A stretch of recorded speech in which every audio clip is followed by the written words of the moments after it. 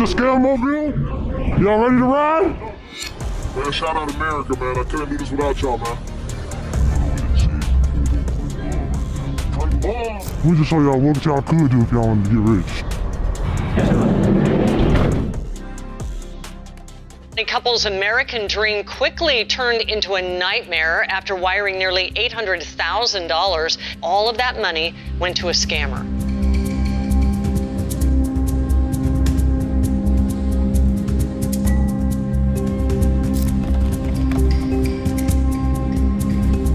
How many times a week would you say you punch a meal? 7 times a week, every day. Oh my God. Is that your fork or what is that for chicken? Whoa!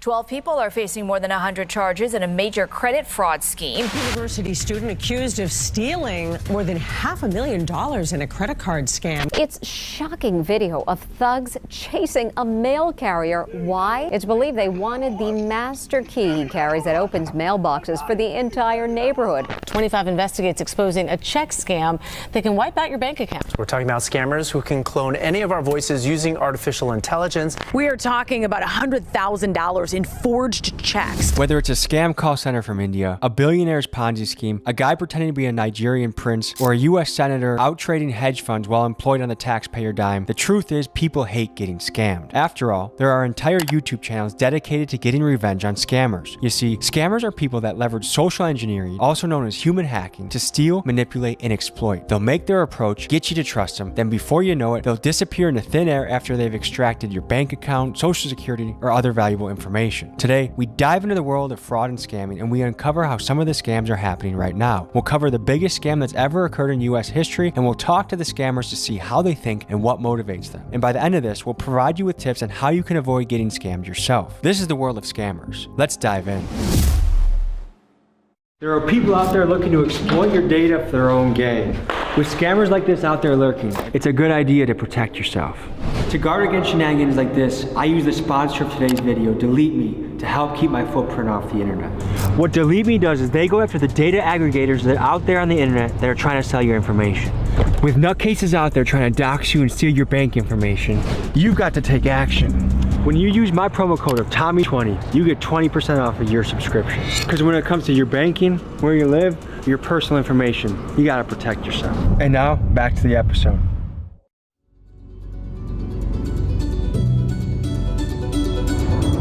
Folks, today we're diving into the world of scamming. I don't know what the hell we're gonna get into. I'm excited, but apparently in the city of Minneapolis, scamming is a big business. Minneapolis woman calls it emotional hacking. Scammers drained $800,000 from her dad's bank account. LaSalle University student accused of stealing more than $500,000 in a credit card scam. Foster was doing fake transactions, marking items up in price, then returning them for the original price while pocketing the difference in account of her own. In fact, there are multiple RICO cases going on for fraud right now. A big scam that was pulled was the food share program. People pretended to be feeding the homeless and walked away with millions of dollars, and now they're getting RICO'd for that. A scammer is kind of like an illegal magician. They're pulling things out of thin air. There's illusion, deception, and before you know it or realize what they did, they're gone with the bag. Let's meet up with these guys and let's see what they're about.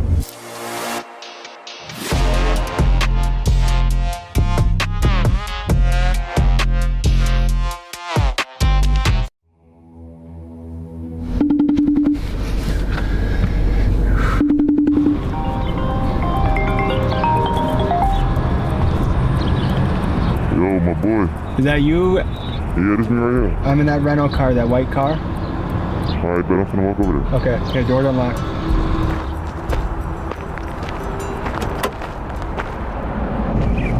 Yo, what's up, bro? I just know how to exploit ways to get money. Simple. What are the different plays we're gonna be getting into today? We got punching, simple things. We go from getting food. We could go from gas, we could go from checks, we could go from transfers, scam work. It's all different type of ways you can get into it. So what got you into this world? Alright, so look, it started when I was younger. It was this rapper, his name TJX6. When I was young, real young, I always just listened to his music and wondered, what the is this dude doing? I started getting into it, digging in, and it started with cars. for the music, he's talking a lot about cards and checks, really. When he was talking about that, I kind of picked up on some things, and over time, I just got smarter and smarter and figured everything out. So what was the first play you ever made? It was on Telegram. It was this African dude I met, and we was talking for a long time, and he told me something called, it's a certain type of check that you can order off of a log can. Ship the check till it dropped. I picked it up, put it in the ATM, 600-900 came. That was my first ever play. And ever since then, I've just been on it. Has this ever put you in a risky situation? Plenty of time. Pretty much scamming down here is pretty popular. I mean, in the city, everybody knows what's going on now. So if you find somebody that wants to do it, they know what they're signing up for. They know what comes behind it. Are there rich scammers out there? You can really get rich off scamming. That's real. Pretty common. 6-figure rich, 7-figure rich. That's real. Rather than judging these kids, I wanted to try and put myself in their shoes. Now, I know I'm overgeneralizing here, but here's a theory I'm working with. A lot of these kid scammers are from Gen Z, and this is the generation that saw their parents lose their house in the 08 mortgage crisis as the bank executives responsible got rewarded by multi-million-dollar bonuses, and the banks that fundamentally scammed the country got bailed out by the tax money of the very people they scammed. So essentially, these kids witnessed a financial system that openly didn't give a shit about them or their parents, so heck, why not pull a scam of their own? And kind of explains the sense of nihilism that we've seen creeping into this Gen Z generation. Whether you talk about scammers, the Kia boys, or just an overall sense of I don't give a f, because it seems like the world around them is crumbling. Now, from a cultural standpoint, we've seen the rise of scam rappers, guys like Baby Tron, TJX6, and Punch Made Dev, and these are guys who look effortlessly cool, ridiculously rich, and they seem to be easily getting away with scams on major banks and institutions. So yes, it's easy to point the fingers at the scammers you see here, and yes, they have a moral responsibility of what they are doing, but are they not just an underworld byproduct of a system that white-collar scammers created? I don't know. That's just a theory I'm working with. Do you save much of your money? Yeah. I'm not scamming long term to be scam guy for the rest of my life. This shit's all like, with anything you do, any hustle, all that shit just quick until you move on to your next, you feel me, next steps. Have you ever been almost caught by law enforcement?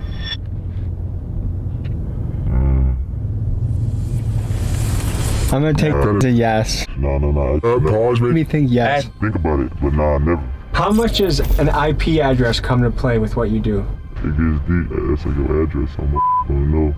Like, you feel me? That's like your internet address. So. For most of the things you do you have to obscure your IP address? Yeah. Is that difficult to do? Nah, average person could do it, I'd say. So it doesn't affect a human at all, you think? Everybody has committed a scam before in some way. Some people do different types of scams. Some people do insurance. Some people do home scams. You know, it's all different types of scams.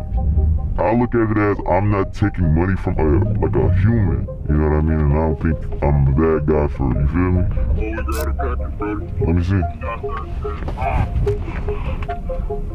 We just got a package. How much money are we talking right there? 17K, brother. What you're about to see is called punching chicken. Now, punching is lingo in the scam world that refers to the practice of using the dark web to get somebody else's credit card information and doing an online order to punch the item. You can punch chicken, pizza, presumably anything you can buy online. Here's how it went down.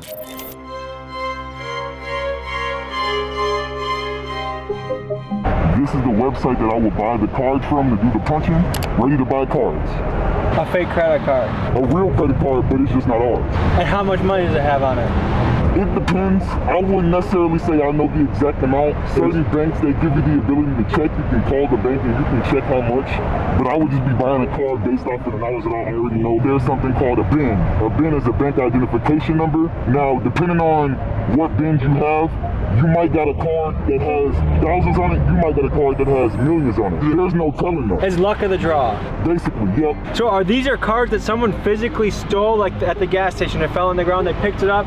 They upload it to a website, and then it's sold to a bidder like you, or how does that work? Basically, yeah, kind of like how you just explained it. I wouldn't necessarily say it comes from people picking them up off of the ground, but more so scammers. They have machines that you can put on, for instance, at the gas station, you can put a skimmer on the machine where the people put their cards into, and then from there, you'll get about 1,000 hits. Now, depending on how many people put their card in that specific machine where you put your skimmer at, that's where all the card information will come from. Does the skimmer also capture your PIN? Yes, it does. So if you use a machine that has a skimmer and you type in your PIN, all of a sudden you're wide open. You're good. You're not good. You're up. You're good though. Yeah. The thing about, you know, getting captured by a skimmer is if you have the right type of setup with your bank account in terms of two-factor authentication, the bank asking like questions like, was this you that just spent money at Raising Cane's for about $100? You know what I mean? If you have these different type of protocols set up with your bank, then you're less likely to be a victim of fraud. Basically, right now you can get free chicken. I can get free everything right now. Boom. Now we got the money on there. Now I can buy a card. You can buy Social Securities off this? When you buy the cards, depending on how much the card costs, that's why I said certain cards, they range from 20 to 25 all the way up to 30. You can see, look, I'll show you when I refresh. And I just saw you could buy a Canadian card, you could buy a US card, it shows you the country. Wow. You can buy from anywhere on the planet. As long as the website has a way to get these cards and put them on their site, then you can get pretty much anything. Have you ever heard of punching a mule? Punching a mule? We spoke to legendary lawyer Bruce Rivers and a man who's a financial crimes expert to get their opinion on the scams you see unfolding in this video. Punching a mule. No, I've never heard of that. That's where you apparently acquire someone else's credit card and you use that to buy free food. You know, there's a lot of scams going on. There's the skimming that goes on, like at a gas station, somebody attaches a skimmer. That's actually happened to me. Somebody tried to buy some stuff at a sporting goods store, like $2,000 worth of on my credit card. And then I see the guy in court on the hook for it. I mean, I was like, holy shit, that's the guy that stole my identity. Had to trace it all back. We figured out exactly what pump it was. We figured out exactly where it was. And he had been doing this all over the place. So I saw him in Hennepin County in court. And my thing happened in another county. He was doing it all over the place. A lot of times what's going to happen is you go to try and do a touch pay. It doesn't work. That's part of the plan. They want you to scan your card. So they actually will have a module, something that's identical looking to the actual card swipe overlaid. Physically go and try and pull it off. If it doesn't pull off, you're good. If you can go inside and pay the gas station attendant, ideally in cash, avoid this whole digital footprint process, you're gonna be a lot safer. You see any sort of fraudulent activity on your account, immediately contact your bank. The sooner that you can contact the authorities, law enforcement, it's gonna be much easier to get your money back. When there's delay in space and time, scam, with any sort of financial scam, it's much harder to get your money back. If you really want to get specific on which one you want to buy, you can type in your BIN, your bank identification number. So I'm going to type in a BIN that I know is going to work. This is a bank called Wings Financial Credit Union. Very, very high-class bank. So when you're doing simple punching for, you know, food and shit, like we talked about, yeah, Cane's might take a $100 loss today, but that person whose card I'm using, they're getting all their money back, 100% guaranteed. Well, I've heard people that get scammed and it can take 30 days for them to get the money back in their account. The average American has $1,000 or less in their savings. So if you scam the average American and rent's due, they might not have it because of the scam. You are right, but in terms of them never getting their money back, I know for a fact that they'll get their money back. Somebody just texted and said he's seen the police. Somebody just texted him and said it's the police. Yeah, we gotta get out. So we're outside of a Cane's Chicken. How often do you guys get free meals like this? Every day I eat free every day. Everything I do is almost free. So the customer name is right? Yes. Thank you, actually. Look. Visa, credit card, 75. Okay. We'll go over to the website, same card, ending in 75. Can't make this shit up. Okay. Some guy named just lost $50 because some guy got 50 chicken nuggets. 80, and we finna eat good. Okay, are you the police? You're the police? Let's get out of here. After successful chicken punching, the fellas decided to take their chicken to a warehouse in a secure location so they could eat their chicken in peace. Alright, bro, we finna get on in the basement and eat. So on a scale of 1 to 10, how legal was that, what we just did? That's like a 10, because I fully completed it, you know? And anything that you do that you're doing fraudulent, it's always going to be a 10. The only thing that makes it more secure is that I didn't go in there and swipe a card. So they can't say that I did anything illegal. If they caught you, what would be the punishment? You know, it's a white collar crime.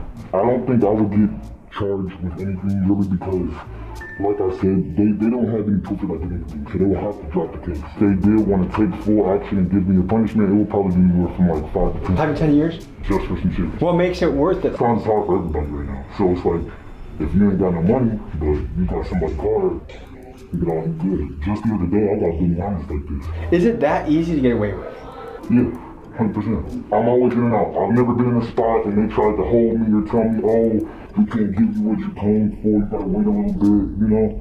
But in terms of me going into a restaurant and I swipe a card, say that card declines. I swipe another card, I know they're looking at you weird. Give us a second. Matter of fact, you can't swipe any more cards. Just wait right here for us while we get the system set up, right? While they're getting their system set up, they're really calling the police to tell you like, hey, this guy's in here trying to commit fraud. So do you even get nervous making a play like this? Hell no. It's easy, bro. I've been doing this shit since 2017. All right, let's see if this is real chicken or scam chicken. Come on. If you could say a message to the CEO of Raising Cane's, what would you say? Hey, thank you for the chicken. You fed a lot of hungry people tonight.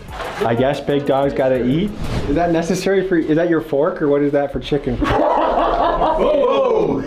I'm gonna see if punch chicken tastes any different. Actually, this is my first time eating Raising Cane's.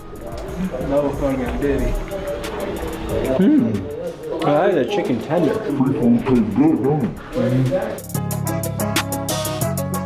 Ooh, and we got the tan too, people.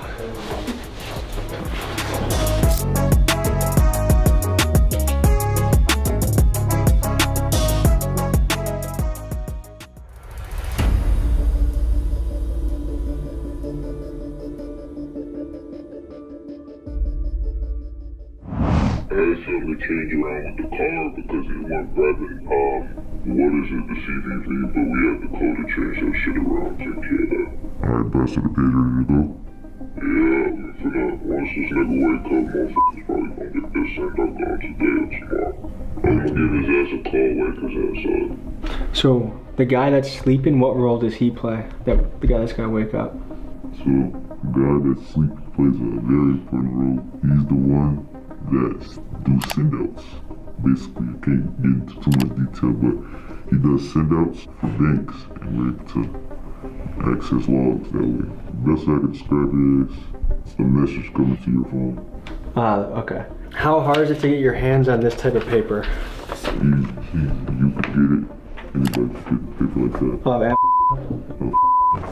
What does it take for this to be legit? Like, is this a tough part of the puzzle, or is this pretty easy part of the puzzle? One of the easiest parts anybody has access to it. How many hours a week do you think you work doing this? I still have fun. I still carry on life. It's probably gonna take hours out of the week. I'll probably save maybe like 10, 15 hours. Most shit is fast.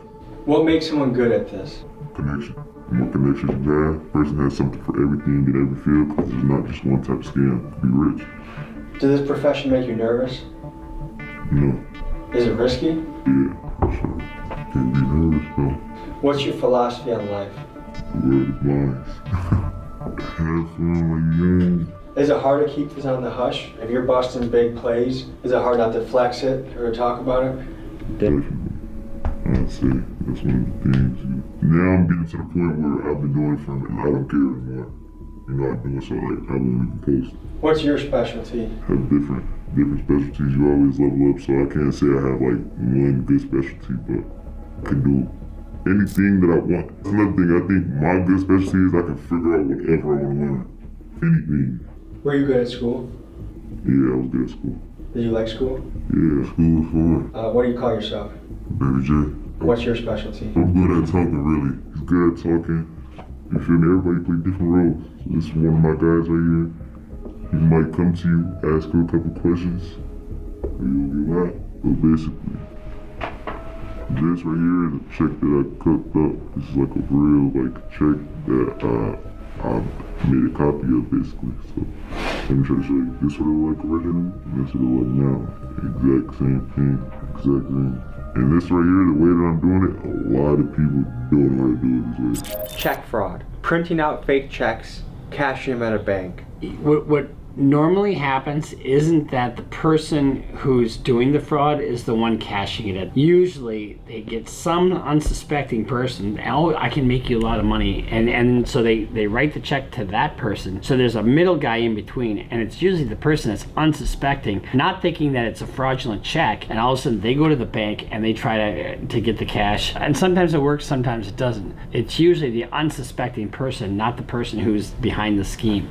A check fraud is a complicated situation because one of the biggest ways that you can protect yourself is go to the actual post office itself and mail the check. And I would prefer that you don't even mail checks. I really don't think you should be at this point. It has all your information on it. The more space and more distance you have in terms of the transit that needs to occur with that check, the more risk you're gonna have. What is the penalty for printing fake checks? It depends upon the loss amount, typically. If it's, and usually it's a felony because it's forgery and theft by swindle.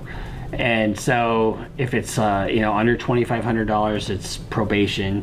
Each check becomes a felony count in and of itself, and you get enough of those, it can ultimately be a prison sentence. It really does depend upon the value that we're looking at. And what can this play be worth?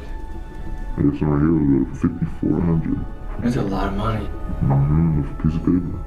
This is just making up a check? Yeah, it's just me making it. So you can make any amount you wanted? Yeah, any amount you want. Is it gonna come out of here?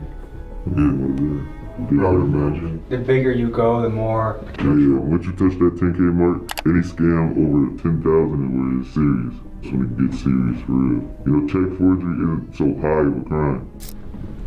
How much does this printer cost?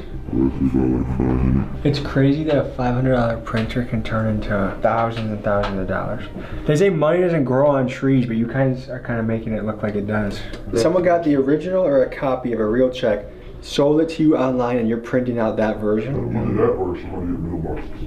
Yeah, so it's two kind of ways to get a check. You can break a mailbox, or there's keys. You could look it up. You can probably find clips of people robbing mailmans to get keys. In regard to mail carriers, there's been a lot of violence towards them. There's been a lot of robbing of mail carriers and taking the keys that they use in order to open up mailboxes. And there's been all this money put towards these digital defense mechanisms and these electronic keys to use, but that still doesn't necessarily protect the mail carrier themselves. But this applies to everyone. In terms of protecting yourself generally, it's all about not having patterns.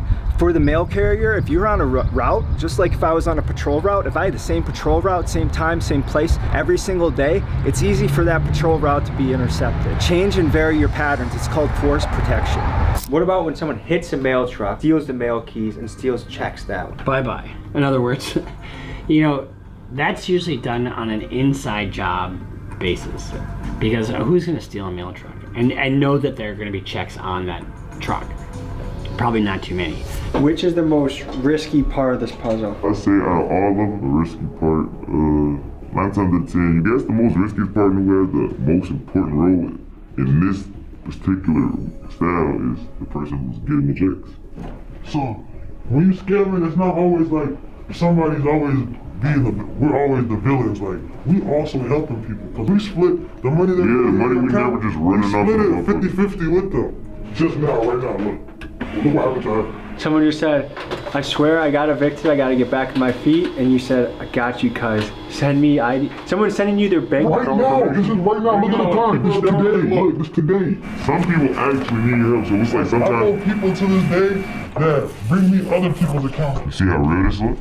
If you were a big teller, you put that up to the sky, you'll see like, you see me? Like this is a real one. This is a real check. Come up and cash this and then get paid for it right now. Actually, they are. Y'all finna see it today.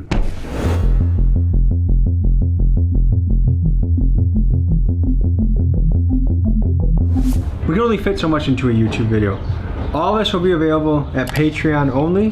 Highly recommend you check that out. Link is in the description. Would you say this is up there, Miguel, for things we've done?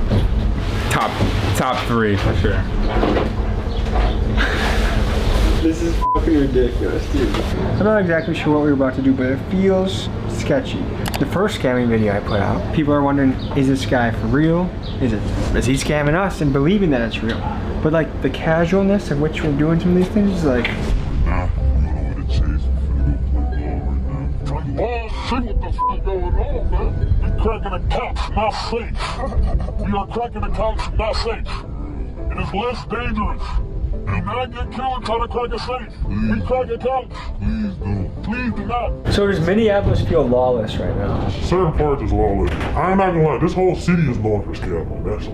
That's like the biggest thing. Like even from the politicians to our parents to other people's parents. How do the politicians scam? They're in on a lot of shit. Like they get paid bribery and shit. Like they're into like the non-profit frauds and shit. Politicians here, they're dirty too.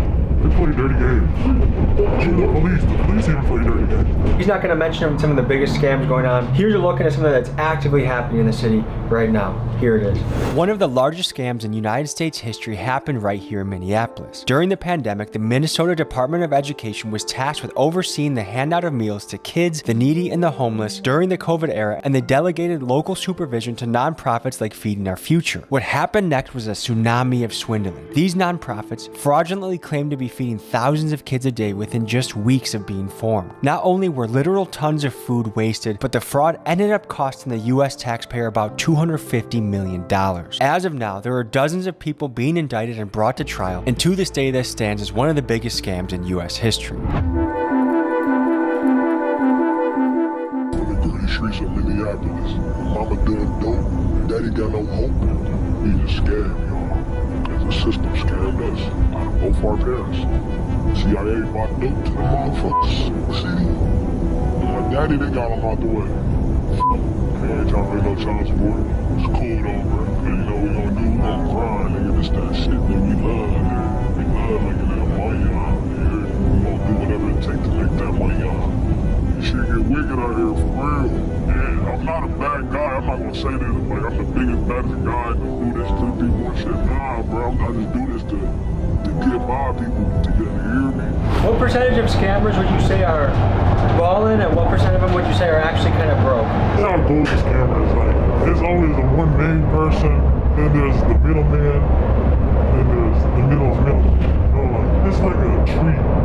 One person passes a card to one person, that person gets passed down to the main person. The main person is the one who splits the money between everybody and decides how much everybody else is going to do. So all scammers are not rich. That's another thing. Like, you can be a scammer and not have a way. Feel me? Like in scam world, always a new scam. That's another thing. And it's about who figures out the scam first. You can't really say it's too many runners. Like it's like you always tell like when you a scam, you know who a runner and who's boss trying to find new moves. But don't get it confused. I just seen runners turn into bosses. You feel me? Like it's a lot of runners that became that man, you feel me? So big thing in the scam world, getting slimed out too. What is that? Slimed out is like, say this scam, bro, just did a move, and you like, I'm not paying you, or who you bro. It's over with, I'm taking the whole bag. That's what I remember we was talking about karma yesterday. It's karma in the scam world too. Not off of somebody. I thought that it's not what it's about. The end is about wiping it down. That's a whole other step. You know what I'm saying? It's not just like easy. You can't just wake up and come. It's not that easy. Now, it's that easy to do basic shit, but it gets deeper than that. It can be a blessing and a curse at the same time, but it just depends on how you break your move. You gotta stay consistent too. You gotta stay consistent with anything you do. Alright, you're filming. I'm gonna show y'all some box action. Scammers operate in a climate of deceit. You see, fraud is a game of smoke and mirrors. These guys ran off with the camera to presumably make an ATM play, and what I saw on the tape left me questioning reality.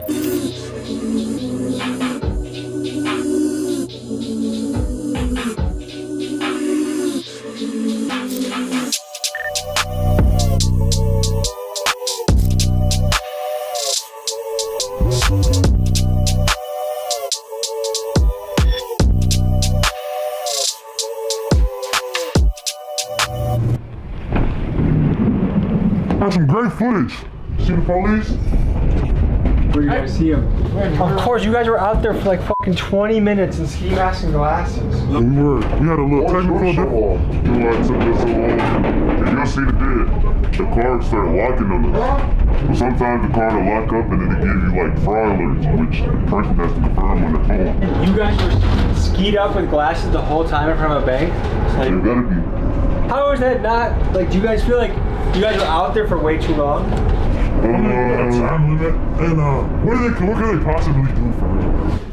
One of the things that comes to mind is what we are seeing, is that even real? And what makes me think it is real is that they took 20 minutes outside of this van, they got fraud alerts on their phone. If they were just taking money from their own account, it would have been in and out in a minute or two. But this also brought up more questions. Now, remember earlier in the episode when I was talking about the sense of nihilism that I have noticed in Gen Z? When they do things like this, their nihilism can come off as quite sinister. I mean, scamming people, banks, grandmas, restaurants, it's pretty crazy. But what I think is the source of all this nihilism is a lack of hope. And why I think a lot of Gen Z has no hope. I mean, this is the first generation in American history that's projected not to do better than their parents. These kids have inherited this world where they can't afford anything. The food, the housing, the college, all of it is sky high. And the people making the rules, their government, is this lazy, lousy bunch of bureaucrats that openly cheat all of the time. So a lot of these kids, I think, have just said, F it. The world is fake, the world is a scam, and I'm gonna scam the world. I'm gonna get mine for myself at any means necessary. I'm gonna cheat the system that I feel cheats me. But what do I know? I'm just trying to make sense of what I'm seeing and figure out the world. That was a look into the world of scamming. Any final thoughts, fellas? And we didn't give y'all everything. We didn't get a chance to give y'all everything, but and we won't give y'all everything. We love y'all. We don't scam people for a living. We help people out. We took a deep dive into this world. Thank you for joining us. We'll see you next week. Peace. Ladies and gentlemen, I'm Tommy G. Today we're diving into the world of scamming. Everything you're about to see is purely reenactment and for educational purposes only, so you don't get scammed like people like this. What would you say if you met a scammer in real life? Seeing a higher percentage increase. Oh, you need a pill, I used to press those. I came a long way, I won't forget my favorite custos. Now I got the fiends hooked, it's hard to say no. When they come back, they say they love the pills, I know I like those. I can't lie, the process wasn't perfect, I killed my tester. I gotta pay respects to my fiend Heather. She took my first pill and died, so a shout out to her. Today we meet one of the most famous scammers on the internet, Punchmade Dev. He's made a name for himself as one of the biggest scam rappers on the internet with songs like How to Write a Dump and Punch Anthem. On his social media platforms, he flaunts an absurd amount of money and jewelry. Today, I ask him about the most common scams people are pulling right now so that we the people can better learn how to protect ourselves from scammers like him. The goal of this documentary is twofold. First, to be aware of how scammers operate, and second, to encourage viewers to be the hero and not the villain. Not only is scamming a loser way to make money, but it also can carry a heavy penalty of up to 20 years in prison. The reenactments you are about to see are for educational purposes only. Viewer discretion is advised. I'm hitting banks, dropping checks, cooking clones, and cracking cars. Our job today is to explore the most common scams that are out there, see how we can protect you, the viewer, from it, and also meet a guy that is a true internet phenomenon and character, Punchmade Dev. We're not taking any chances with this guy. We don't know how good of a scammer he is, but I'm putting my wallet with my credit cards in the glove box. Yeah, nice to meet you, man. You look like you're out of a movie scene, dude. A character from GTA or something. I'm a f***ing 99 overall 2K player.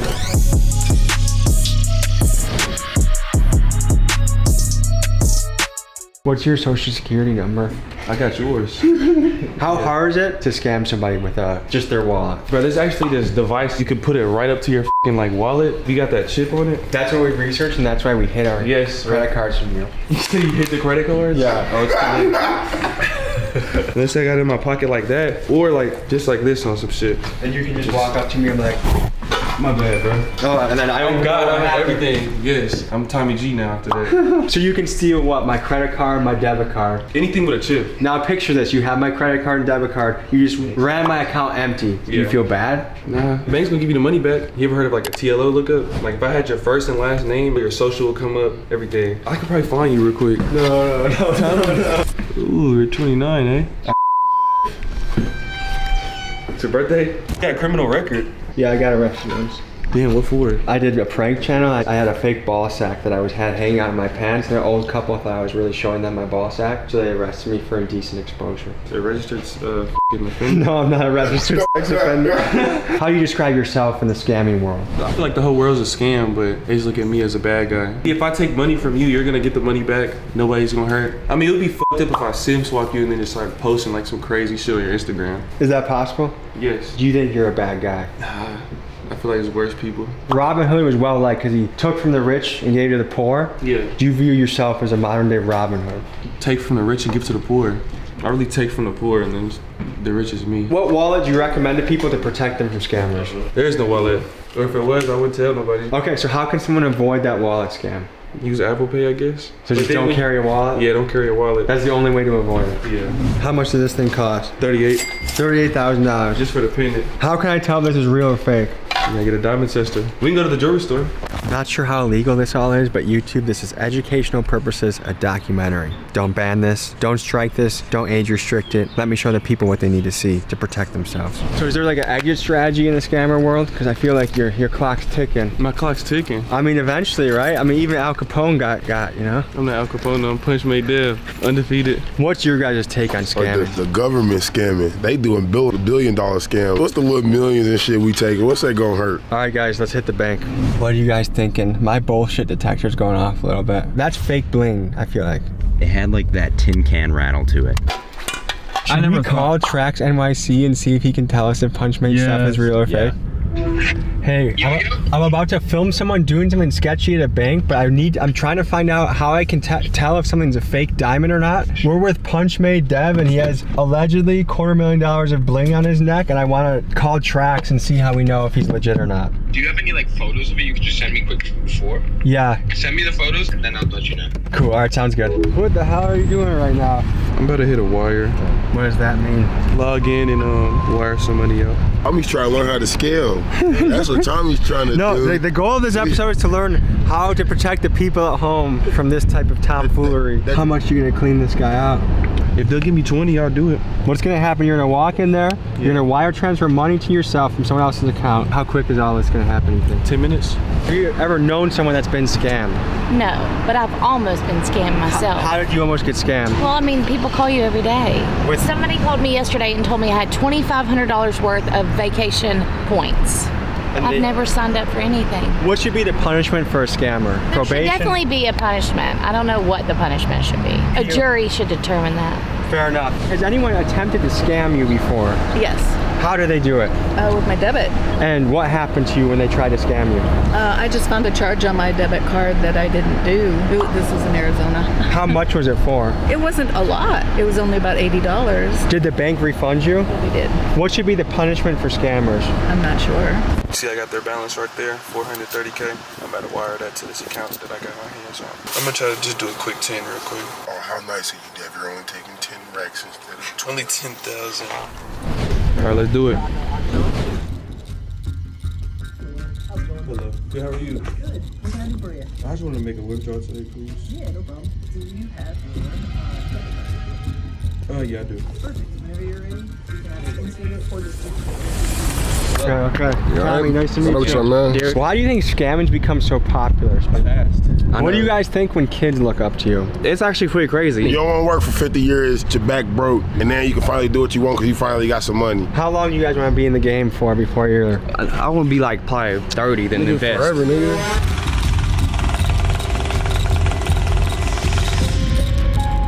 Thank you.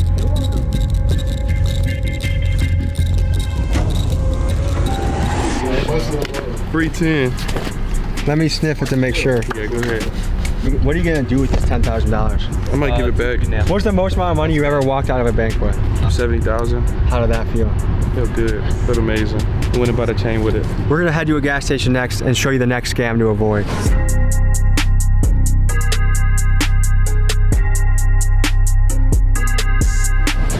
We just got a message from Mickey. They're probably real. Might be more than $250,000. What? And on his Instagram, the one with all like the MasterCards, I think I saw like a different jeweler actually post them who made them like a while ago. So yeah, it's real. Sorry, Punchmade Dev, we thought you were fake. You know who Trax NYC is? Yeah. I asked him if your shit was fake. Guess what he said? He said it's real. Oh, he got me? No, he said it's real though. Yeah, I know. I'm saying he got my back, man. You know, ain't no denying that. This is why I thought it was fake. Was the clunking sound. Everything gonna sound like that. Don't sound like that. You need to be looking suspicious. I will admit that I was wrong. Plus, I know nothing about bling.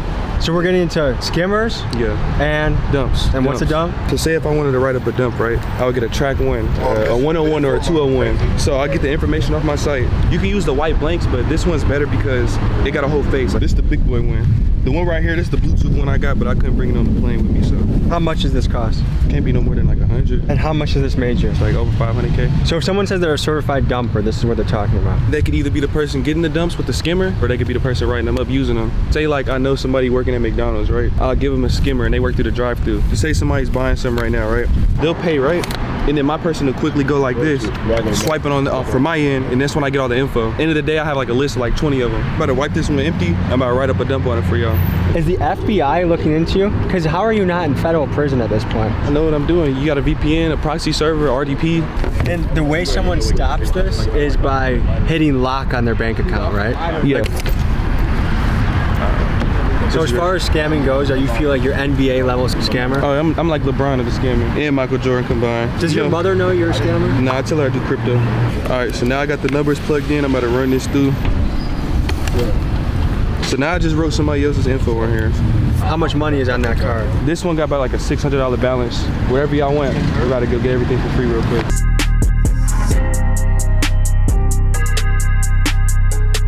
Are they gonna eat this cost or the bank eat this cost? The bank's gonna eat it. They really gonna. You're sure? For something small like this, that was a wire that'd be like 10 to 14. So this is when you get a message on your phone, like, was this you? And you just say no, and then they reimburse you. Give it back in like less than 24 hours. Tastes better, feels better when it's free. How does it? I'm gonna spend my own hard-earned money. They can spend the other guy's money. Has anyone ever tried to scam you before? Yeah, of course. In what way? How do they try and do it? Oh, I got almost scammed on a puppy thing online. You had to pay a down payment for a puppy and then there was no puppy? They were trying to with like fake pictures and then I just canceled it because I said this feels like a scam. What do you think should happen to a scammer if they get caught? I mean, there should be some sort of legal repercussion. What do you think? It's tough to say. What would you say if you met a scammer in real life? I'd probably punch him. Ooh. I don't know why we all looked at you. Yeah. Well, if I get scammed in the next 24 hours, I'll be calling you guys for help, okay? Yeah, we got your back. Okay, cool, thank you. Everything's free for everybody today. What? Really? Yeah. Thank you. I would love some White Owl white grape, please. Well, anything, everything's free today. Go get some. Go get your 36. That's cool. I love ma'am, that. you can put that up here. Everything's free today. I know, I said the same thing. They call him what? Punch Made Dev. Okay, who is he? Punch Made Dev, how would you describe yourself? A great person. Very caring. Also, he would describe himself as a rapper and a scammer. Oh, okay. Internet's most famous scammer. Oh, goodness. Well, good for him. He's doing good doing it, I guess. That touched. What we doing? The duality of man, folks. The yin and yang of life, huh? We just went into a and he came out with $10,000 cash. It works. Thank you so much. I appreciate it. It's funny how their tune changes as soon as the scammer's helping them. They don't care. Probably punch him. Which I could see why. People are complicated, you know, people are very complicated. I heard the guy that's card that is was working hard at McDonald's for 10 hours for that money. Oh yeah, he's working very hard. He's running his credit.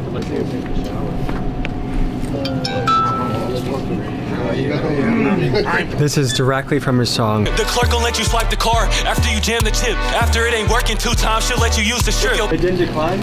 No, I didn't decline. Tell him. No problem. Have a nice day. Sometimes they try to make you use the chip, but that's why you just jam the chip and make it purposely decline. So what you just did, you follow a step-by-step of your own instruction from the song. How does an ordinary person stop that from happening to them? There's no way. Just if you use your debit card, shut the bank off right away. Yeah, but it's not even you losing it though. You'll just go you'll go pay for it somewhere, or I'll have somebody at an inside like a McDonald's and they'll swipe that through and then card info is mine. So the next scam we're gonna go into is the skimmer. They'll put a skimmer on top of this. I mean a skimmer on top of this. It's mainly the one in the store too. Like the one that I just used, you'll have another it's quick. Like somebody will pull up and just plop it on quick and you won't even know. So would you know, if you walked up to one with a skimmer, would you know? Yeah, I would know. So you can tell? Yeah. Where's the next spot we're pulling up to? We can punch that pizza. Guys, what's going through your head right now? We've seen a few scams. It was pretty much step by step like you described in the song. Just make it decline twice and then swipe it. He literally did his own playbook in front of us. Yeah. It's just crazy how easy it is. It doesn't feel as bad when you're stealing from banks. Like if I knew that he was causing people to get evicted or not be able to pay rent or not be able to afford their kids, I'd be really pissed and want to strangle him. But I'm not as angry that he's scamming a bank? I feel like everybody's got to foot the cost eventually, so like I feel like that's just getting passed on to the consumer. It's kind of like the hood Mr. Beast. He's kind of the hood Mr. Like Beast. chaotic, evil Mr. Beast. I love that. The hood Mr. Beast. Punch made Dev. Everybody listen up, this a punch lesson. Go and get a fire Carter site, go to the dump section. Never get a... How many pizzas have you punched from this place? Domino's ain't really my first choice, but You're gonna steal a pizza. I feel like this is like the C-level place to steal from. yeah, I'm about to call them. I'm about to order like 6-7 pizzas, and then they're gonna ask for the card details over the phone. I'm gonna give it to them. You just give someone else's card. Yeah. Pick up. Can I ask the name for the order, please? Kane, can I get a large cheese pizza? Pride month, so maybe some sausage pizza. One large pepperoni. One large sausage. One large sausage. So This will be $54.09. yes, I could punch it. Yes. The transaction is successful. So you just punched a pizza. Yeah, punched a couple pizzas for free. How can Domino's protect themselves from people like you? But they can't. They just gotta hope people like me don't want to eat there. Should we do an ATM and then pick up the pizzas? Yeah. We hit the ATM. All right, we're hitting the ATM. About to show you how to use a clone card real quick. Easy money, man. Let's get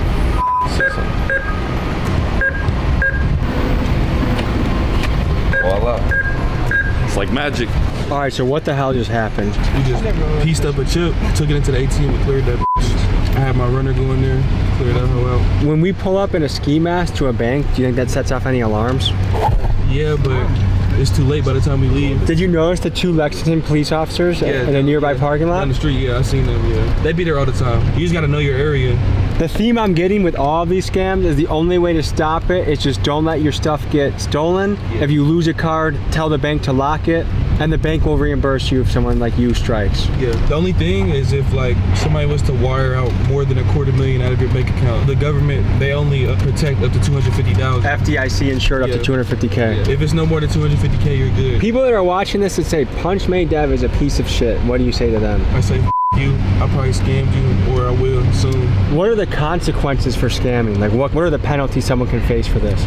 It could be a whole bunch of factors. A wire fraud is already one. I mean, you could do up to like 20 plus years. Wire fraud is a federal case, right? Yeah. So how are you not scared to let us into your world today? I know what I'm doing. Does anyone in your crew have a normal job? No. None of you guys do 9 to 5s? Hell no.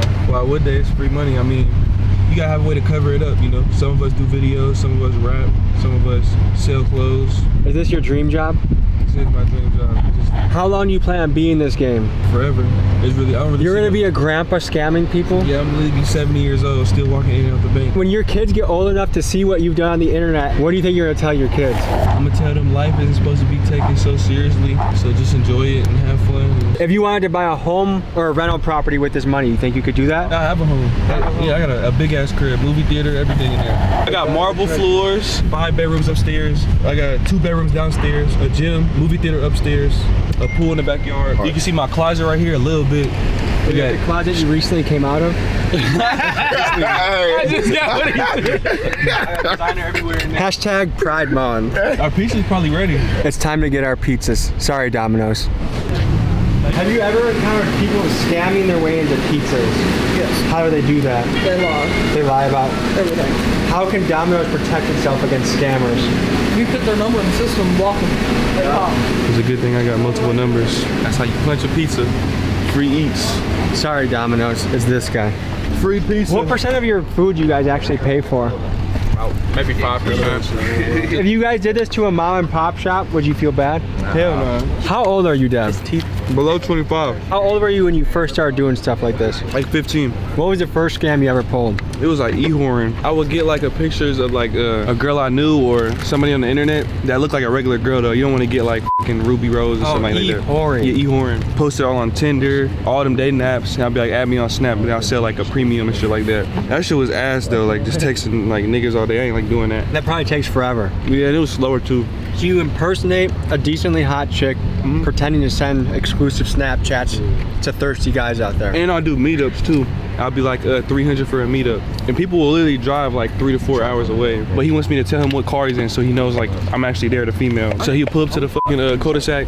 He was in a white Benz. So I was like, I see you in the white Benz. He was like, can I just come in and then pay you after? I was like, nah, send the money up front. It's like late at night too. And then he sent it and I told him I didn't get it. I told him send it again. He sent it again. He was like, this is my last. I'm literally going negative and I won't have any gas to get home. I swear to God. And then he sent that. And you didn't feel bad at this point? Nah, I rolled up the window and I yelled, it's the fucking police. And the nigga drove off. He was down to his last while driving a Benz? Yeah. So what do you think about some people's financial priorities? Like I feel like some people they live above their means. One of my pet peeves is littering. What the hell is this? We gotta feed birds. Yeah. The birds not eating. Yeah, I'm just feeding the animals. How much do you think this ring cost? That was 16. $16,000. Yeah, from Johnny. Okay, so we're here at the Airbnb you have for the day. You're gonna show us the last scam of the day. A big wave right now is Cash App. This one's going crazy. Do 55.8. So 55,000. Literally that simple. And how did you do that? Gotta pay for the size, man, and I can cash that out.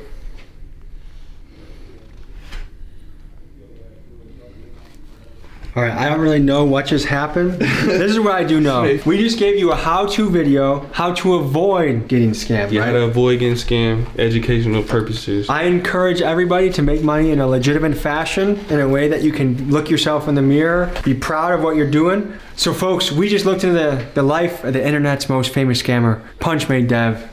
Thanks for joining us. We'll see you next week. Peace. Take your shirt off for a minute. You guys see yourself naked in the mirror every single day before you go out of the house? Okay, do you like how you look? We just go numb. We're just like, F it, man. I'm gonna wear a sweatshirt today. You don't want to look like you look right now, do you? Okay, then fucking change it. And I started to fall in love with making others great. And so I just realized that, man, I need to build a really good army, a team, a tribe, a pack, whatever you call them. I need Well, welcome to your new life, and also welcome to doing business with Andy Elliott. Andy Elliott and his Elliott Group are founded on a cloud of suspicion for fraud, lies, deceit, and some of the worst actions ever perpetrated in the car business. When the FBI comes in, they said, hey, who's in charge? It was me and 4 other people. It wasn't me. They were after this owner. Dude, I have already been tried to be killed many times. I went back home, I called my boss from the fitness studio, I gave my 2 weeks. I put my head down, I grinded. I was 19 years old and I did not like my life. But now I'm a coach, so I'm crushing, anywhere between 100 to 200 right now. They're afraid that they're gonna lose their edge. We live out of madness. But I was this skinny, I was weighing 145 pounds at the time. I went from being a drug addict for 16 years, losing myself. I was broke, lost, self to now being Andy Elliott's top coach in his company, helping other people and clearing over 100K a month. I did what I'm asking my clients to do now, and it would totally transform and change my life. I hired the man, I gave him $50,000 motherfucking dollars. It was the worst business I have done. You're a man under 40. There's a good chance that at some time your feed has been flooded with self-proclaimed gurus like Grant Cardone, Ty Lopez, Wes Watson, and Luke Belmar. Johnny Walker. What do I do at Duty Free? Fucking Johnny Walker. That night, sipping the fucking Johnny Walker. And it's no surprise that most of these guys have a course to sell, promising the secrets to their lifestyle of luxury cars, hot women, and private jets. But upon closer inspection, many of these gurus feel fake, fraudulent, or like something's just off. Today, we dive into one of the most controversial names in the sales guru and influencer landscape, Andy Elliott. Famous for his shirtless seminars and his military-style approach to sales training, he brands himself as the #1 sales trainer and business coach in the world. We take you a day inside his life, exploring his highly disciplined lifestyle, his cult-like sales team, and his shadowy past that includes people going to prison after a federal investigation. Some label him a con man that uses high-pressure sales tactics, while others say he is a great man that has genuinely changed their life for the better. Join me as we dig below the surface, and you can decide for yourself if Andy Elliott is the real deal or just another snake oil salesman influencer. Hell yeah, ladies and gentlemen. Today, I'm gonna learn how to be an alpha male. I've been living my whole damn life as a beta fuck, sleeping in till 6:30, acting like a total slob. Today, hopefully that's gonna change, Because with the help of the #1 sales guru in the world, that's Andy Elliott, that's how he brands himself. And you may have actually heard from this guy before. You may have seen clips of him asking people to take their shirt off. Take your shirt off for a minute. Now I want you to write this down, discipline. Stand up, take your shirt off. I want you to do it in front of your friends. This isn't about making fun of him, because I can make all you can take your shirts off, and maybe 1 or 2 you look halfway decent. I want you to go home and look at yourself naked in the mirror. I just want you to do it. And I want you to own every little weakness you have. So we're gonna dive into his life. He's a very interesting man, this Andy Elliott. So folks, buckle up and don't be a punk. Before you actually go any further in this video, give me 20.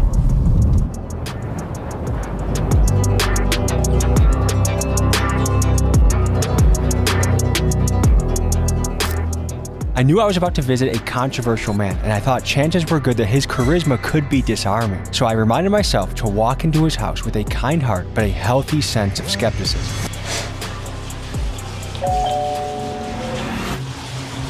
Look at this guy.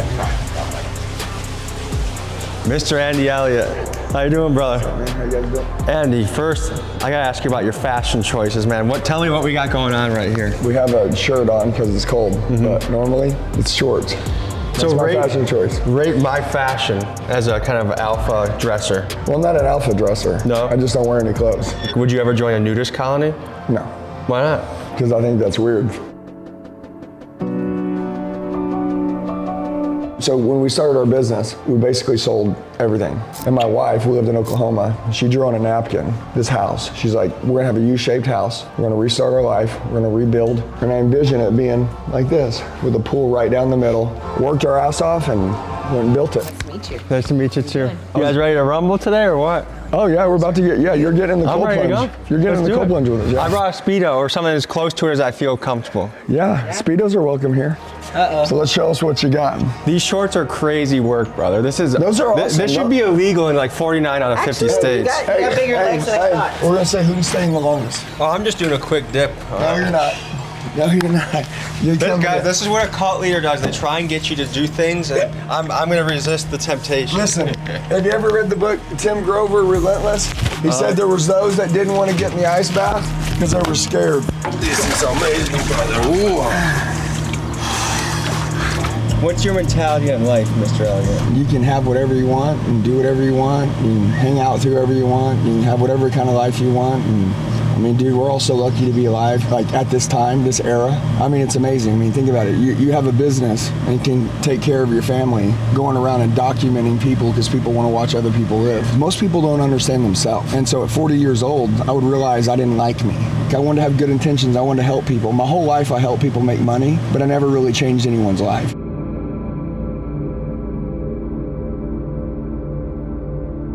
I just was such a freaking pushover. So my mom left when I was 2 years old. She's an alcoholic, crackhead, loser. She's a freaking loser, dude. I've tried to save her 5 times in my life. Every time she's shit back on me. And so I was raised by a father that was like, don't speak up. He was never home. It was kids raising kids. I mean, my sisters were having sex in elementary school. I mean, I remember coming home. I mean, holy shit. Well, no, but like when no parents are present, things happen. But I never thought about changing anyone's life until I was 40. I thought about making more money. My first day on the car lot, I made $1,700. I never held more than $5 in my hand at one point. This was my way out. All I knew is that I had to be the best and I had to hit the numbers and I had to make sure that I was unreplaceable. Indispensable. Then I started to build others to be badasses. And I started to fall in love with making others great. You're pretty fucking ugly. I'm not that good looking of a guy. I'm a pretty ugly motherfucker. I get in good shape and it makes me better looking. When you start to see yourself differently in the mirror, you fucking want to become better. And so I just realized that, man, I need to build a really good army, a team, a tribe, a pack, you know, whatever you call them.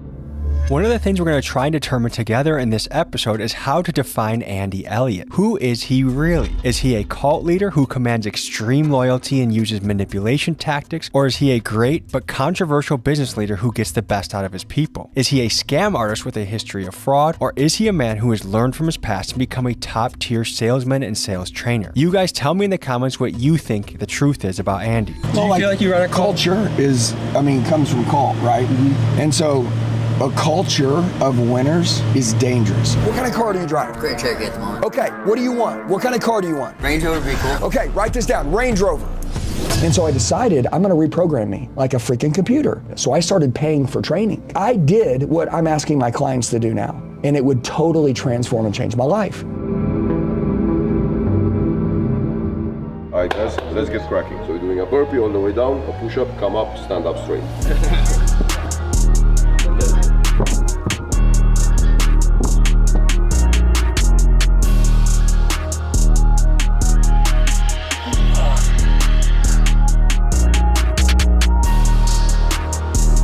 You're very intent about six-packs. It's a top priority. If you don't have a six-pack, you don't work for us. For all the people that say six-pack or you're fired, screw that guy, hey, screw you! It's a standard. What does a six-pack mean to you? It just shows discipline.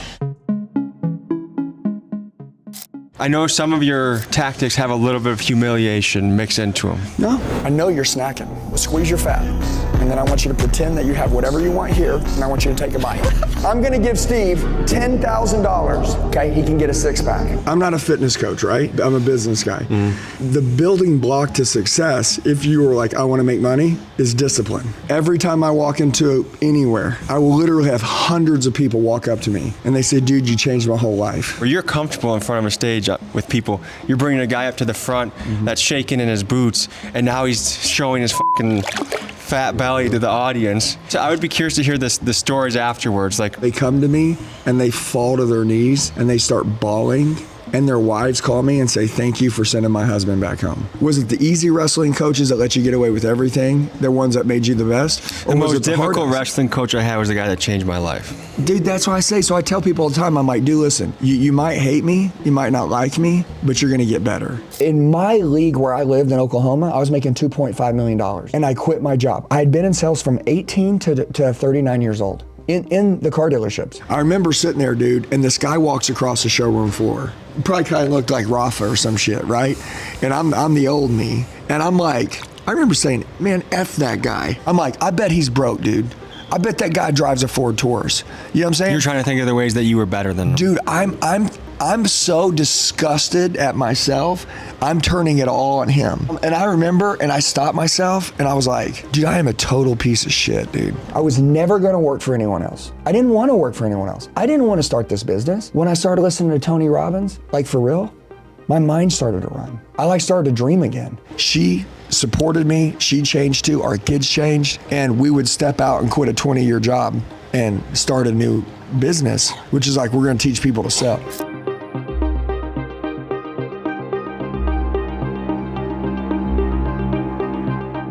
So far, I found Andy to be a very interesting character, and it seemed to me like he had a genuinely good family environment at his house. He was very present, not on his phone at all, and was clearly a well-disciplined guy with how he ate and worked out. But now it was time to dive into his headquarters, the Elliott Army, and the things I'm going to be on the lookout for are high-pressure sales tactics and cult-like behavior. Here's what we found.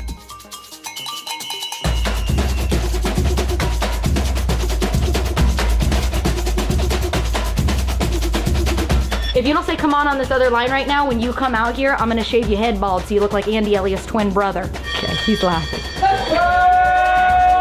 Okay, cool. There's 3 times in your life. There's the day that you're born, the day that you die, and the day that your life changes forever. And today is the day that changes your life forever. So, well, welcome to your new life, and also welcome to doing business with Andy Elliott. So there is like a slight bit of like, okay, we're definitely in a cult. But it could be a cool cult. That's what we're trying to discover. What's up, buddy? How you doing? What's your name? Tommy. You're Tommy, man. Get over here, Tommy. We're looking for you, man. Yeah. Guys.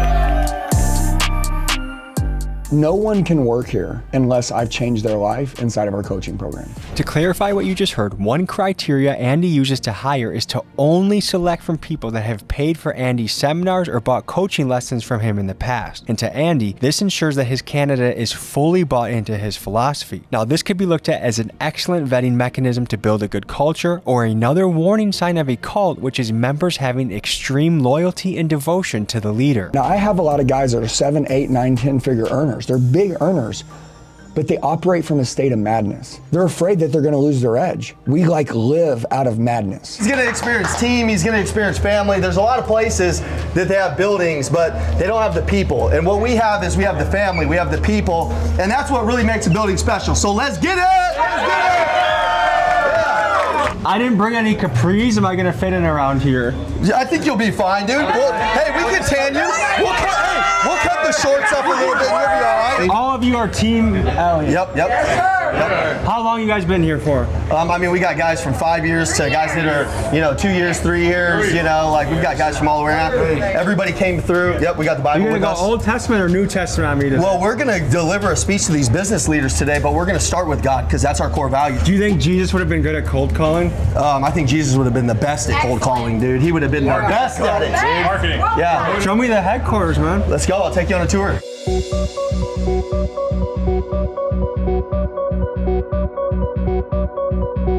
How many people work here? We have 100 in-house, and then we have 50 virtual currently. What is your average salesperson making? I only have a few people in my company making less than 6 figures a year. The top people in my company making 7 figures a year. I'm closing a big client. Yeah. Hey, 100 grand. Okay, boom. Yep, you good? Yeah. How much did I just make? 30 grand.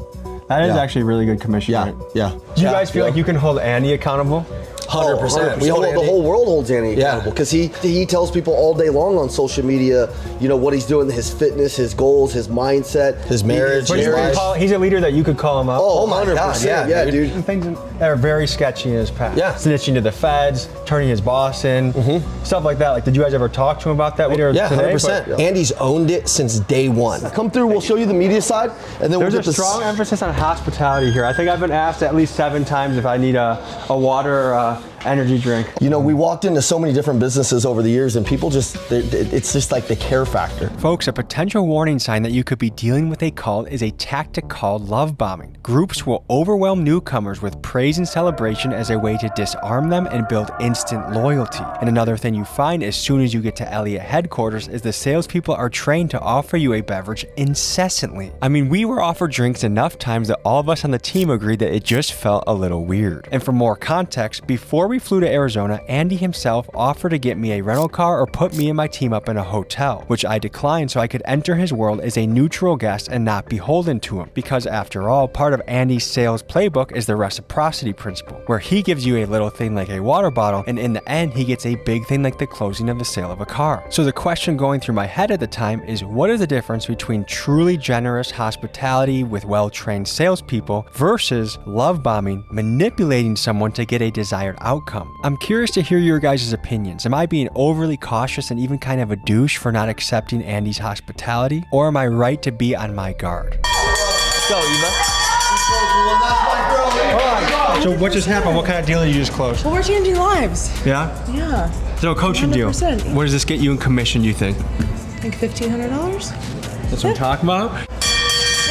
Can we just get another deal? Okay, hold on 1 second. So I had a wire that just got sent and it hit the bank account for 10 grand for one of our events. Would you say you're one of the top guys in the company? Oh yeah, absolutely, for sure. Mm-hmm. You make 7 figures here. I was this close last year, but this year I'll definitely hit it. That's amazing, bro. Yeah. I had a salary job. I was really comfortable making maybe $3,000, almost $4,000 after tax per month. I just had a baby. I knew I was supposed to do more. I needed something more, not for myself, but for my family. So I bought a $600 course with Andy Elliott. It's called Blind Spot. It was the only $600 I had. I was so resistant to buy that course. Once I did, I studied. Next thing you know, I maxed out my credit card to go to his first event that was in his living room of his house with 12 people. But Andy's like, hey son, you remind me of myself when I was growing up. So him and Jacqueline bought my plane flight ticket because I didn't have the money to. That's how my journey started with Andy. I showed up to the seminar. I went back home. I called my boss from the fitness studio. I gave my 2 weeks. In September, I made $33,000. October, I made $53,000. And since then, my life has changed. I was 19 years old and I did not like my life. That day, I bet on me and I came to my first Master Closer seminar with Andy over 4 years ago. I'm 23 now. I've totally transformed my own life and now I desire to bring that to other people. I was born in Venezuela, came down to the States on a visa, expired family. We were down here, a legal immigrant for about 20 years. Didn't come from money, and that's where you got me. I started messing out with drugs, got addicted, at the age of 17, and that went on for like till I was 31, 16 years. Actually, that was my first seminar with Andy and Jackie when they had it here in Arizona. But I know Andy and Jackie 25 years. I used to sell cars with them. This is right when I moved here. This was end of 2021, and I moved here March of 2022. But I was this skinny. I was weighing 145 pounds at the time. When I joined that dealership, I became #1 by my 3rd month out of 120 salespeople off of his trainings, gained 38 pounds of muscle, stayed clean. We heard from a handful of his team that seemed to have genuinely had their life changed by Andy, but I was curious if there was another side to this coin. I found a podcast between internet lawyer Rayz Muhammad, aka Beard Lawyer, and health expert Troy Casey, aka Certified Health Nut, who hired Andy's team to do his marketing and was not happy with the results. Here's what Certified Health Nut had to say. So just to be clear, I did not hire Andy Elliott for sales training or any kind of coaching. And I think Andy Elliott's deceiving others that he can do certain things and he cannot. It was the worst business I have done. January, February is huge business for people in health and wellness. Yeah. It's new year, new you time. It was the worst January, February of my entire business. Results never lie. I hired the man. I gave him $50,000 motherfucking dollars. I did further research and found Reddit threads and YouTube reviews talking about working with Andy. And what I saw was really mixed feedback. Some people thought the sales training wasn't worth a damn and relied on intimidating young and insecure salespeople, while others said that the Elliott Group was as legit as they come and that Andy treated them better than their own family. To me, it was striking to read a review hailing Andy Elliott as a life-changing mentor, and then in the next review, see him labeled as a predatory scam artist. And to me, seeing this only left me further confused about how I felt about Andy.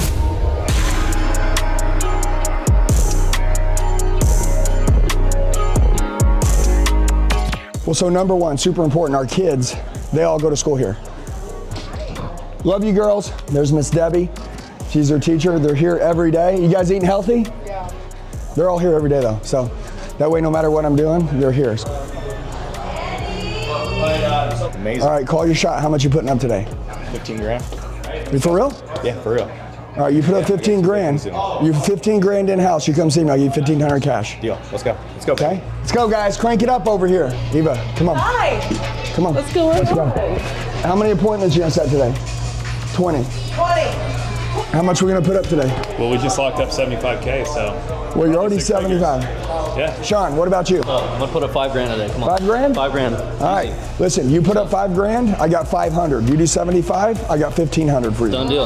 Easy. Okay? I'm gonna take your money. What's up, baby? What's up, Andy? You ready to take over the world? Let's take over the world. Go psycho. Hey. That's what it's about. That's my boy, baby. That's what it's about. Love you. Is Nate our secret weapon? Yes, I've been talking to him, like getting together. It's my boy. Let's go. So basically, #1, right? Everybody's got to have a goal. That's the most important thing. Someone's going to have to keep everybody on their toes nonstop. I didn't have this meeting this morning. My team had this meeting. What do you see right here, right? You see them talking about cold leads, warm leads, right? You talk about wealth, health, relationships. How do they help? This right here, this thing, this is the team getting in here every morning without me, going through the battle plan of like how to be great.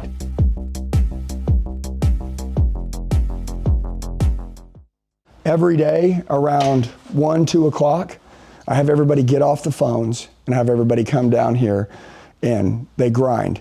And as you can see, I will outwork everybody.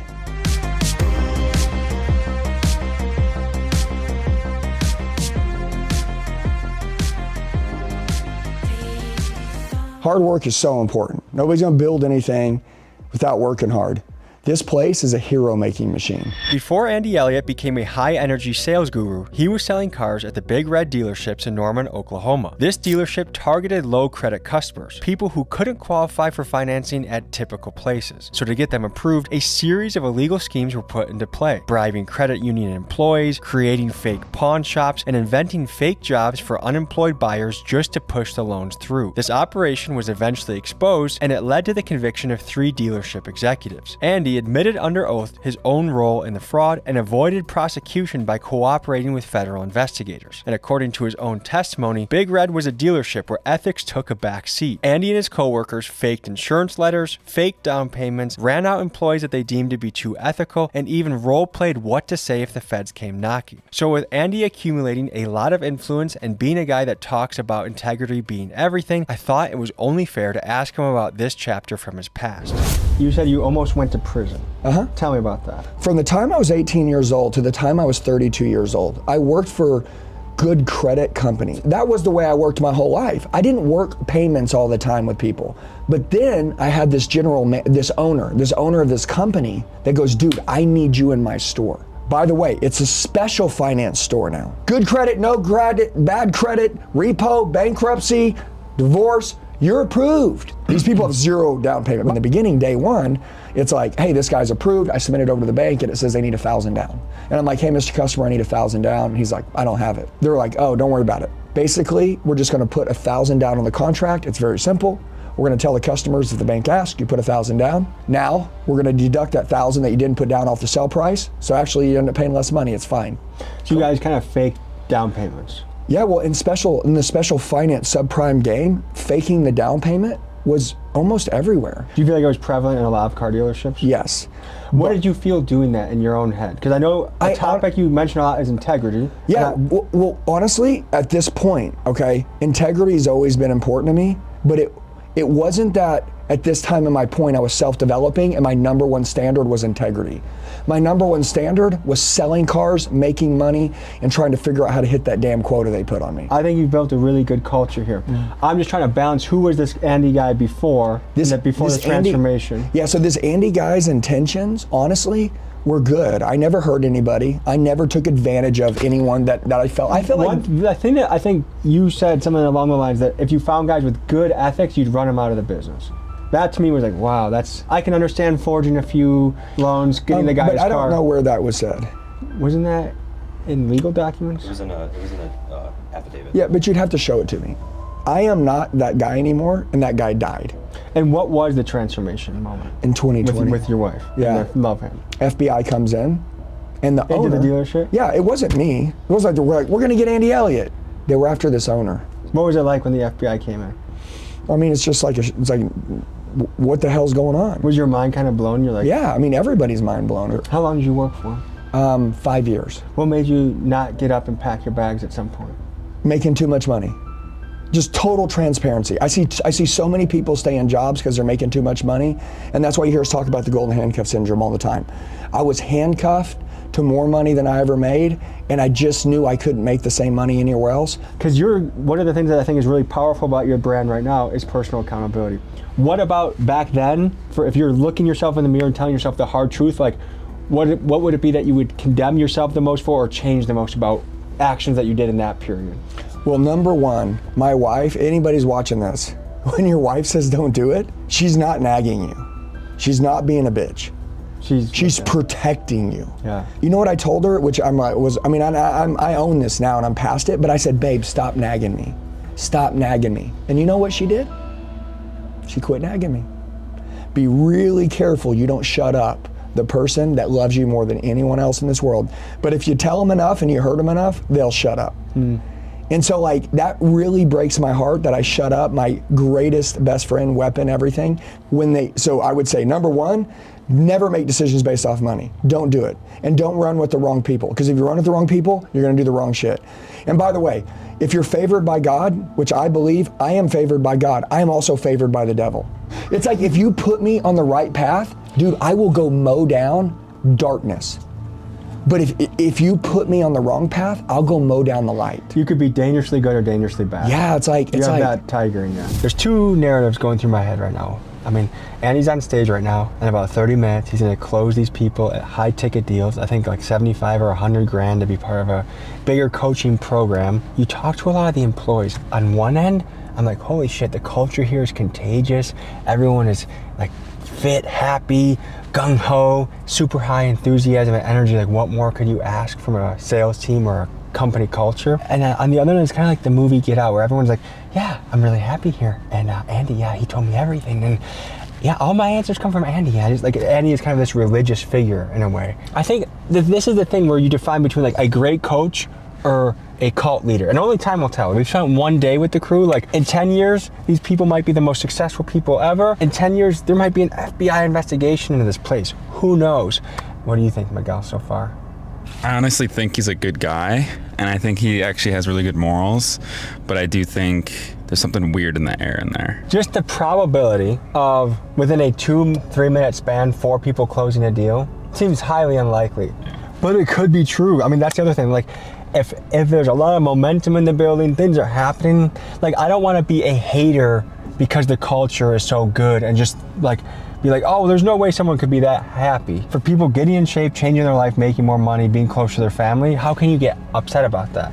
But still, there's something just a little bit off, maybe. Why don't you just do your own bid for what you did and roll with it? You did it, why did you talk? The guy that I worked for was a piece of shit. This guy's a loser. You were hustling deals in through, though. You knew you were doing that. No. I was working in the company and doing what everybody was doing. My wife said, don't go work for this man. He's a piece of shit. I go work for the man. Everything that we were taught in that company was wrong. When the FBI comes in, they said, hey, who's in charge? It was me and 4 other people. Did any of those other 4 go to prison? All of them get called into a meeting with the owner. And the owner goes, if you don't lie, I'm gonna kill you. Dude, I have already been tried to be killed many times. You have? Yeah. So you know what I did? I went home and talked to my wife. And you know what I told her? Exactly what just happened. And you know what she said? Fucking tell the truth. If you go to jail for 10 years, I will be here waiting. But if you fucking lie, okay? The rest of the people all decided to lie. All those other people planned and planned and planned. Have you ever seen a movie how they're all like lying and the feds are coming against them? They're like, we got to stick together, and they can't. What happens in the end? There's a crack in the case. They all turn on each other, don't they? They said, oh, we found these secret fake emails that Andy was like sleeping with like one of the girls or something, right? And that girl mysteriously disappeared. So nobody could talk to her. Meaning she was a real person, but then she couldn't be found anymore? Yep. That started a war between all the liars. They all went to prison. One of Andy's great skills is his ability to close on high-ticket sales. For the last 2 days, he has hosted business owners who paid a few $1,000s for a seminar, and for the grand finale of this seminar, he mounts the stage for a 3.5-hour speech that culminates in him closing these business owners for an even higher ticket coaching package worth tens of thousands of dollars. Here's a few moments from that pitch. I'm going to go through these slides because these things that I'm going to go over with you, by the way, it's not a slide, it's your belief system you have to live by. This right here, there is one skill that every one of you has to learn, how to influence. Build a fully optimized, you know what I think of optimized? Maxed out, sharp as hell. You're the fastest, you're the best. Scalable business that can run and grow, everybody say without. How you do the little things is how you do the big things. Does that make sense? Yeah. Listen, if I look up to you, I'm not really looking for all the big things that you do. I'm kind of looking for the little things that you do. When you don't grow, you die. It's grow or die. If we can run to 100 million in 4 to 5 years, there's no reason that everyone else in this entire room can't do it. If you do this, here's the deal. I'm going to do my part, but you guys have to do your part. Does that make sense? So I'll make a deal with you. Me and Jackie will do a one-on-one with everybody in this room that does it, and that way we get an opportunity to know you guys before we coach you hard this next year. Almost every person that trains with me are high-ticket closers. So, who in here is going to do this? Can you raise your hand so I can see you? If you're going to do this, come up here with me, okay? And by the way, listen, everybody give it up for everybody in here who's going to do this next year. Okay? I love you guys. Andy goes in for the finish, and he probably closed at least half the room with a coaching package that, if my math is correct, resulted in at least $500,000 of revenue for him, which, as a former salesperson myself, those numbers are pretty crazy. Just had a long day, hustled to you from the morning to night. What's going through your head right now? What do you want to leave the people with? Number one, I've watched this guy, a lot of your videos. Incredible. Thank you. Just like when you meet me, sometimes, you know, you're trying to pick, you know, like what's going on, how does this guy live, what does he do? You said something, you said, you want to be around good people and you want to do good work in whatever you do, right? You want to love your life. Meeting him, he's awesome. A lot of people told me, they're like, dude, Tommy G, you got to be careful. Don't let him come out. He's going to try to pick your company apart. And you know what I said? I said, dude, listen to me. The greatest thing that anyone could show me is things that I could do better. I'm a coach. I coach people for a living. I take criticism for a living. Anything that you've seen that I can do better, right? Or anything that as I watch this video, as I go through it, I'm going to learn a lot watching your documentary. It's going to help me, okay? Especially how you choose to wear your shorts. That'd be my main section. It wouldn't surprise me if Tommy G in a couple months is like, babe, can you get me some shorter shorts? I just feel like they're too long. Your culture, you built, awesome. Thank you. You're a good dude. You have a great heart. You're a great family guy. A lot of the times you talk about other people, they may never talk about you, but you're a really good man. Thank you. I just want to say it's awesome. I appreciate that. We respect people that are changing the world. But end of the day, we started with the cold plunge this morning. That was cool. Did a workout, ate some breakfast, got in the hot tub. You came up, met some people on our team. You see what sales centers look like. Appreciate you, man. Thank you for the hospitality. Yes. Your team's been wonderful. Your steak tacos are good. Yes. And we're very happy we did this. Andy Elliott. Honestly, a fascinating guy that I'm still figuring out. And I can say 100% that I walked away really impressed with many things about Andy. His discipline, how much he cared for his family, his ability to create a very loyal team, just to name a few. However, I felt it absolutely necessary to push him on his past because years of committing fraud is a serious question mark, particularly for someone positioning themselves as a leader and moral compass for business owners. I also totally believe in giving people second chances. After all, one of my best friends on earth is a former bank robber and he's one of the greatest guys I know. So if what Andy does now is help people get in better shape, make more money and take more responsibility, even if his methods are controversial, I believe that's a big net positive and I'm rooting for this guy. But only time will tell what comes of Andy's journey and I predict it will be an extreme outcome either way. And folks, you can bet that I'll be watching to see how his...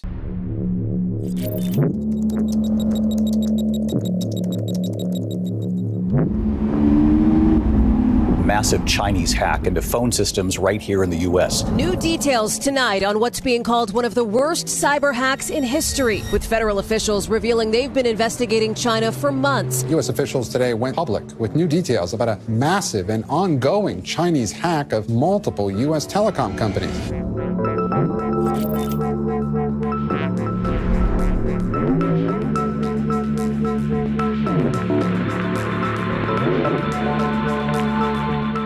Tommy G was hacked by Ryan Montgomery.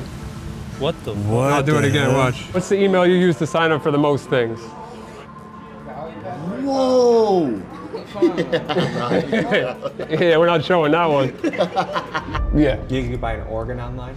I mean, essentially, yeah. I got this text message from my friend's wife. It was a website that was on the clear web, and it was talking about people that were, really interested in children in a horrible way. So I started to take things into my own hands. Hackers are these sort of cyber gangsters out there armed not with a Glock, but with a computer. And with just a keyboard, they have the power to do things like take your social security number, crash the websites of major companies, leak state secrets, and spy on you. When hackers engage in cyber warfare, that is, when one nation's hackers attack an enemy government, the damage can be catastrophic. For example, in 2023, it was revealed in a secret White House meeting that Chinese hackers had gained the ability to shut down dozens of US ports, power grids, and other infrastructure targets. With that type of power, hackers might be the single greatest threat to our national security. Today, we sit down with America's top hacker, Ryan Montgomery, a man you may have seen on podcasts like The Sean Ryan Show or Valuetainment. He's ranked #1 on hacker leaderboard TryHackMe, and he uses his skills to ethically hack and help bust international sex trafficking rings. Today, he shows us his powers in action. Let's get right into it.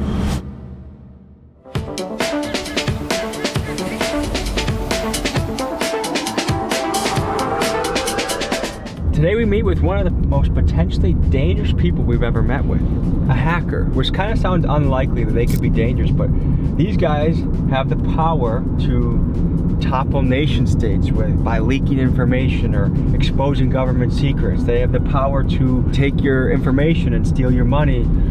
If they want to be diabolical, a hacker is a very powerful person. So anyways, we're pulling up. I have some bad news for you. Yeah? I already got into your mainframe and I have everything. Take it all. How are you? Pretty good. What is a hacker?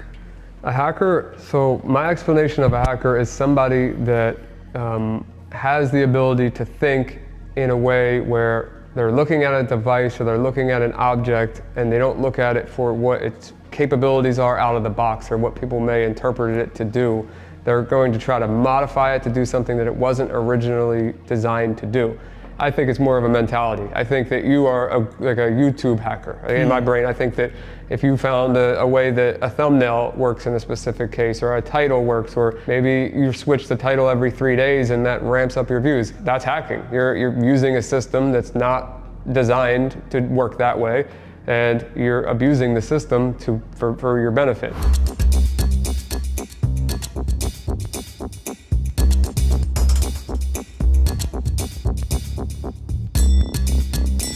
This thing is pretty dope right here. Is there yeah. That's a casually hidden under a pillow. Most air guns will leak air if you leave air in them. Well, this thing, you pop a CO2 cartridge in it. Oh shoot! These balls in there. What are they called? The pellets, like the pepper spray pellets. Yeah, but these have pepper spray and tear gas. I'm not like a defense type of guy, but I definitely like to have some stuff ready. So you being publicly known as a hacker, did you ever get targeted yourself by other hackers? Yes, so basically I became the administrator of a forum called Digital Gangster, and a guy didn't like that. His name was Xyrix. He didn't like that I became the administrator, and he used an IP relay service to reach out to my local police department when I lived in Pennsylvania, said that I had bombs strapped to the windows, I had people tied up in chairs, people dead, all kinds of horrible things. I remember the exact number. 86 police officers showed up at my house, SWAT team, everybody was there. So I was at serious risk of being shot or someone in my family being shot. And one of the cops there knew me. So he ran into the house first and was like, "Ryan, is everything okay?" And I'm like, yeah, everything's good. What do you mean? Because I didn't know this was coming. I had no idea. They did catch the one guy after one dude was murdered. I could bring him up. He was calling in bomb threats and SWATs, and he was doing it as a service for people that he didn't know. But you want to see his face? Yeah, serial swatter Tyler Barris sentenced to 20 years for death of Kansas man shot by police. That's a SWAT face if I've ever seen one. My brother had a little bit of a similar origin story to you, as far as he was about 9 years old, 10 years old, got a computer, and he would just be in his room, like taking it apart, fixing it. Yeah. Then he started doing low-level hacks. Like I would just go into his room and he'd be like looking through security cameras of different, I don't even know where, like just finding ways into that. He was an early adopter of the Silk Road.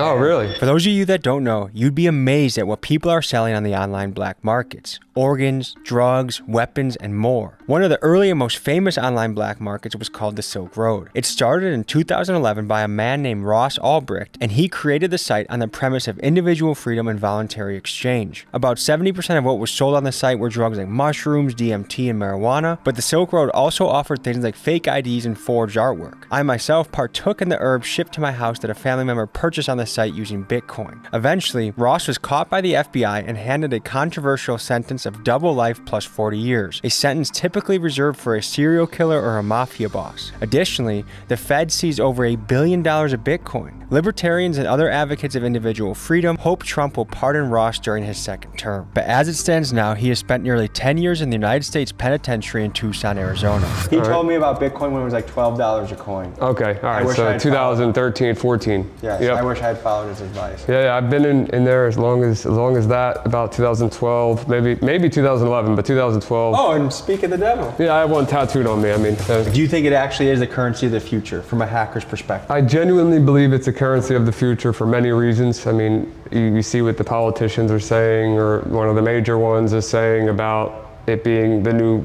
gold, basically, like the new foundation of our currency. What can a hacker do to take your information or to take your money? If I was on the bad side right now, if I was a black hat hacker, the first thing that I would do is go to that recent data breach. It was called the National Public Data Breach, which had roughly 3 billion rows of data in it. There's only 300 million Americans. And I would be using that database to get your social, all your previous addresses. I'd start to find your family members based on the information in that database. Apply for some credit cards, try to get some products online, maybe use some finance companies online to buy some products, ship them to a virtual address, like a burner address. That's where I would start. Before we go any further, I gotta let you know about something very special Ryan is offering for everyone that watches this video. He owns a company called Pentester, and it's a best-in-class cybersecurity service. One of the things he does is erase your digital footprint. Remember, just recently in the news, there was a data breach of nearly 3 billion people. Chances are your shit is leaked, and getting Ryan to help you with cybersecurity is like getting Tiger Woods to help you with golf. It's a no-brainer. Just look at how sophisticated this service is. It shows you where your passwords, social security numbers, addresses, even credit card numbers are leaked on the dark web. It's just $19 per individual and $5 per family member you add to the plan. And to all viewers of this video, Ryan is giving you a 15% discount if you use code TommyG. Link is in my pinned comments. I highly recommend you use this service. And now, folks, back to the video. What's the modern day equivalent to the Silk Road? The dark web? Yeah, well, there's a lot of marketplaces on the dark web. Can you show us what they look like? Oh yeah. So I mean, I'm just gonna look it up as if I've never seen it, because that's genuinely, I don't know of any good ones right now, but we're about to find out. Because that's where you can buy people's credit cards. That's where you can buy guns. That's where you can buy almost anything, right? Yeah. You can buy an organ online. I mean, essentially, yeah. I mean, there's a lot of different services that claim you can buy a lot of things. So I know for sure, guns, drugs, unfortunately, children, some adults. You can literally buy humans online? Yeah.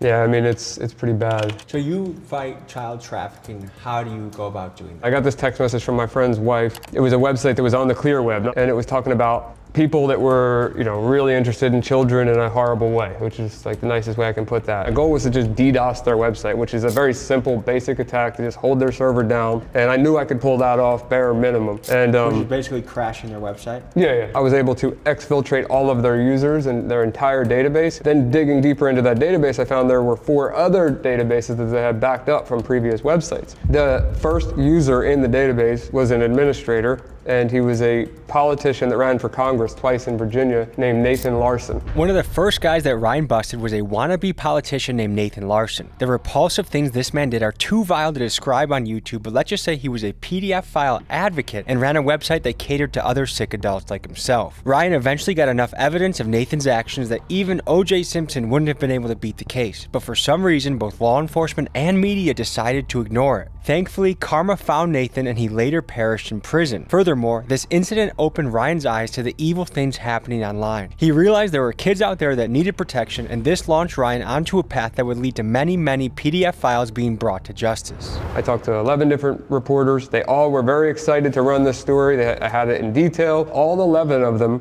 came back to me individually and told me that their legal team was not willing to run it in various ways. And then 6 months later, he got arrested in Denver, Colorado with a 12-year-old girl. That broke my heart. It really genuinely did, because I felt like something could have been done about that, until I started catching them locally around here with a friend, a professional MMA fighter, Dustin Scrappy Lampros. It worked out, and it got the word out there to people that this is a real issue. Should we be concerned about the power of the Chinese and the infiltration they have in this country? I think that it's a legitimate concern, yeah. Cyber attacks, I think it's going to be, if not already, the modern warfare. China has some seriously crazy hackers, and they're very powerful. As we were in the middle of editing this video, a cyber attack occurred. In what's being called a major breach, Chinese state-sponsored hackers were apparently able to infiltrate the US Treasury cloud storage and steal documents at will. The Chinese have, of course, denied the allegations, but between Chinese cyber attacks and the unusual drone and weather balloon activities, it seems like the Chinese are testing us, leading me to wonder, when it comes to the world of cyber warfare, who has the upper hand, us or them? Most people will recognize this as a garage door opener. It's pretty straightforward. Opens and closes a garage. And my garage door is a rolling code system. So every time you hit the button, it sends a different code. Like the old school ones had these things called dip switches, and that would be a static code that always stayed the same. And if you captured that signal, it would always work. So I'm gonna take the rolling code from this garage door clicker, which is gonna put it out of sync, and I'm gonna have forever access to my garage door by just clicking this button. So if I hit frequency analyzer, I figure out what frequency this is. It says 390, right? Bring it to 390, and then I'm gonna hit it again. And you see how it just says security plus here? So if I save this, well, I'll just keep it up for now. So hold this so you know I'm not using anything. I hit send. Garage is closing. Hit it again. Opening. Hit it again. So now, every single time I have forever access to this garage, but now, Tommy, you hit the button and show that it's not gonna work. It's the left button. You have to click it as many times as I click this to get it back in sync. There you go. So now it's back in sync with this. So that is a rolling code that changes every time, but now the flipper is in sync with the garage. Everybody's got a garage door with an entrance to their house, and how many of you keep that door locked? I'm sure not many. To see if his tactics really work, we took him to the Pompano Beach Hood to see him in action at a barbershop off of MLK Drive. Is this your first time hacking in the hood? No, I grew up around the hood, but I mean, it'd be my first time around a bunch of random people just trying to show them things. I don't know. We'll see. Sir, do you want to see what this guy has in his backpack? He's got some This thing right here looks like a radio, right? Yeah, sure. I could find airplanes with that. I can open a car with that. I could open you your guys garage. want to see some house. wild shit? What's up, brother? So he's one of the top computer hackers in the country. What's up, brother? So he's got some shit. Man, I'm Ryan. Nice to meet you. You can grab a credit card through a wallet. I could show that too. Yeah, so you know, I don't know if that's RFID blocking or not, but let's say it wasn't. So you would just go up to somebody, and then boom, there's his whole credit card number. Oh, that. Nah. We'll blur that. We'll blur that. Yeah. Just so we could get both sides of the story. Yeah. Why are you a good hacker when there's more money and, you feel me, non-ethical hacking, whatever you That's a call good it? question. I did both sides. I was on both sides, and I found out that being on the right side, I do make a lot more money. So honestly, owning a cybersecurity company, doing things like I'm able to hack banks, I'm able to hack governments, I'm able to hack, Walmart, NASA, Amazon, Uber. They're gonna pay way bigger, man. To clarify, what Ryan is referring to is called white hat hacking. These are good hackers that companies can hire to test their cybersecurity so they can expose the openings in their system and make their security tighter. So yes, you can get paid to ethically hack major companies. So what the hell is this? This is called a Hack RF. These things are wild. It's like a radio. Like obviously like the best way I can explain it is it's a radio that has a range from like really, really low to really, really high. So whatever he was saying to his baby mom in the car, you heard it? I mean, it depends on how they were talking. Mission Impossible shit, bro. So let's look. So right here we can look at airplanes. I see one over there. Yeah, I'm pulling a lot more than one. So you see we got all these different planes. These are their call signs. That's what the airplane is. Like the one these are planes in the sky right now near us, bro. So if I Y'all click seeing one, this, bro? So if I click one of these, it tells me, look, that's a JetBlue flight. We're seeing its actual altitude and its exact position on the GPS moving right now, their speed, and we can click and watch it on the map. But like, what's something bad you could do with this? All right, so let's do, you got a key fob on you? Shit. Like car keys? Yeah, that's fine. All right, hit the lock button on there. You see that pop up? What the hell? If you click it again, you'll see it pop up again.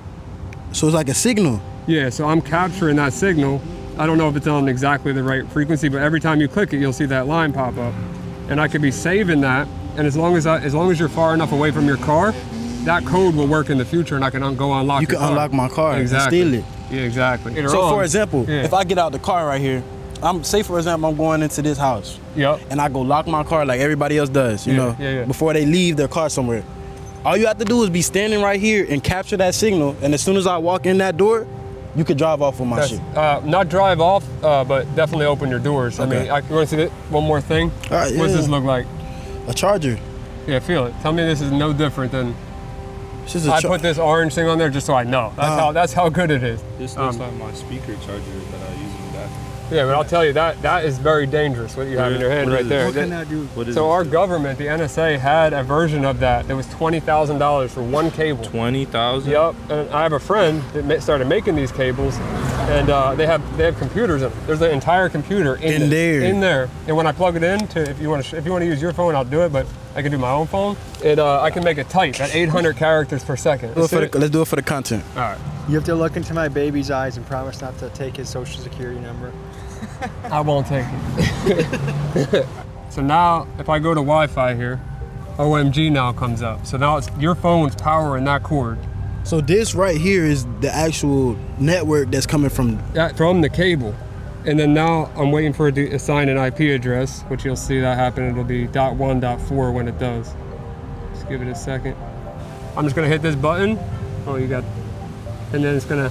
Tommy G was hacked by Ryan Montgomery. What the? What? I'll do it the again. hell? Watch. See how fast that types? And he's doing this from you doing this from I your can do it. phone. Watch. I can do it from over here. Clear it out. Make sure it's clear. Tell me when you're ready. You ready? Yeah, nah.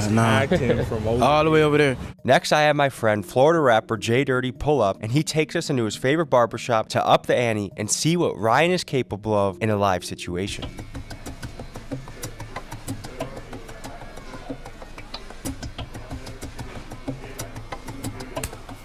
Good to see you. How are you? I'm good. What's happening? What's up, my boy? Good to see you. Yeah, you know it for sure. This your boy Jay Dirty, but I stay clean sometime.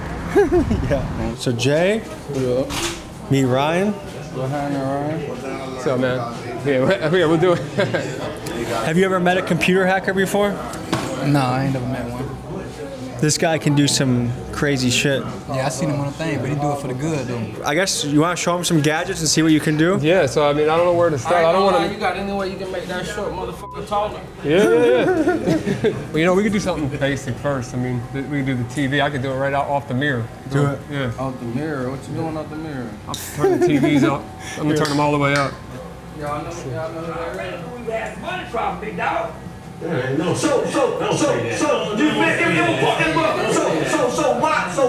Turn it off. Let me turn that volume down. Yeah, let me turn it down. Hey, if he hacks you, you guys are gonna call the feds, right? So yeah, this is just controlling them. Let's see if I can turn that air conditioner off. Let's see. That boy say the AC. Oh, it's off. There it goes. You ever seen anyone do anything like this before? No, man. So this right here is gonna. Hit it GDs and BDs too. I don't know what that means. So if I turn this on though. Is this Zopon certified? The mic went out too. Okay. Yeah, there's nothing I can do about that. This is like a minor EMP strike. It is. So I turned it off. You can now it's back on. His servers got taken out. Their servers got taken out. My servers got taken out. Did he take your servers out? Nah, I'm back on. You're back on, but he did take you out? Yeah. This man's like a goddamn terrorist, huh? Yeah. You also have a service that can protect people from getting hacked, right? So it's preventative. So what happens is you enter your identity into the platform, like your name, your email, your phone number, your address, everything you possibly can give to us. We'll identify everything that's out there on the dark web on you and your emails and passwords, social security numbers, credit cards, everything about you, and we'll show it all on your dashboard. And then we'll see where all that data is in public record, and we'll remove it from all the public records, record locations possible. To all viewers of this episode, you actually get a discount to get this, to make you safe on the web. I mean, this is like, okay, if Tiger Woods was teaching golf lessons, that's the equivalent of this guy with computer security. I mean, it's a no-brainer. For one final test, I bring Ryan to my Airbnb, and he shows in a brilliant way how someone you let in your house, let's say it's a repairman or a friend of a friend, can easily start to crack your passwords or even know whether you're home or not. Here's what he did. And this is unbelievable. So there's going to be a network called Doombright. You see that? So if I click Doombright, now I'm connected to this light bulb right here. What this thing did is as soon as I screwed this in here and plugged it into power, which this could be in the bathroom, this could be in a bedroom, no one's going to detect this light bulb. It's not only connected to Wi-Fi, it's capturing all of the traffic, even though it doesn't have the password. From this light bulb, I can determine, let's say I know that this one right here is an iPhone. If that disappears, I know you're not home anymore. So then I can come in the house. All I need to do is get this light bulb in. What do you think about that? To me, what strikes me is just, I mean, that's what I think is amazing about a hacker, is how subtle things can be. That you have no idea that anything is going on. If people want to if they want to just, get inspired in the cybersecurity space, I would recommend starting with the Sean Ryan Show. Obviously, my Instagram and TikTok, but mostly Instagram is where I post the most. I put out little clips like, this gadget does this, or be careful of this. And if I don't teach people how to do things in those videos, but I show you what the concept. And if you want to learn about it, then you're more than capable of learning on your own. but I just make a point to not teach people how to commit crimes. I just let them know that they exist. All right, folks. So that was an inside look into the world of hacking. Stay safe out there. Do yourself a favor. Click that link in the description and make sure your footprint is scrubbed, whether it's bad actors out there or the government or somewhere in between looking into you. Stay clean. I'll see you guys next week. Big dogs gotta eat, baby. We're here in NYC, in the Diamond District. Kodak asked us to make these for his team. Can I interest you in the finest gold in NYC? Making moves. We're gonna give you the inside scoop of how this thing works. Let's go. In downtown New York, there's a place where 90% of the diamonds sold in America pass through, the Diamond District in Midtown Manhattan. A diamond itself is an interesting stone. On one hand, diamonds have led people to war, death, and oppression. On the other hand, diamonds have led people to a new life, where two becomes one when you propose to your spouse. When you mix diamonds with rap music, you get something called bling, drip, ice. And who better to take us through the Diamond District than businessman Trax NYC, who has made pieces for people like Kodak Black, Cardi B, Sauce Walka, and Busta Rhymes. Join us for an adventure today in the Diamond District. Today, folks, we go to the New York Diamond District. Some people want ice on their neck. They want that bling on that wrist. They want that little gold shine. We're gonna explore that today. We're gonna see a whole lot of diamonds, a whole lot of ice. I'm excited, so let's go.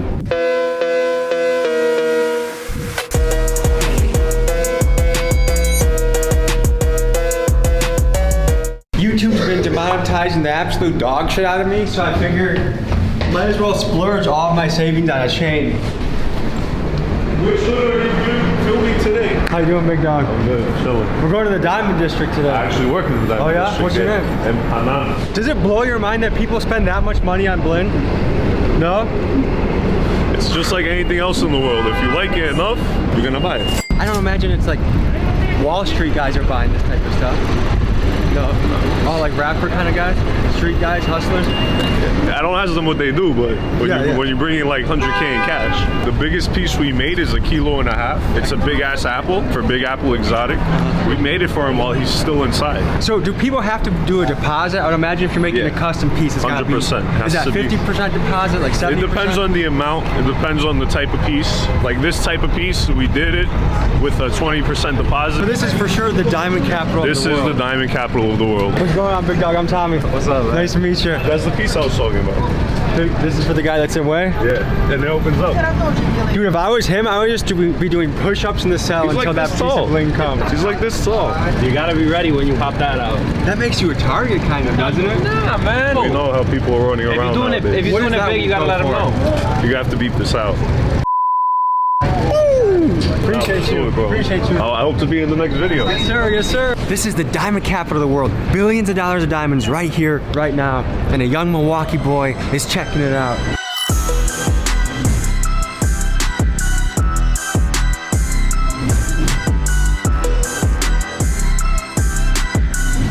How you doing, boss? How are you, my friend?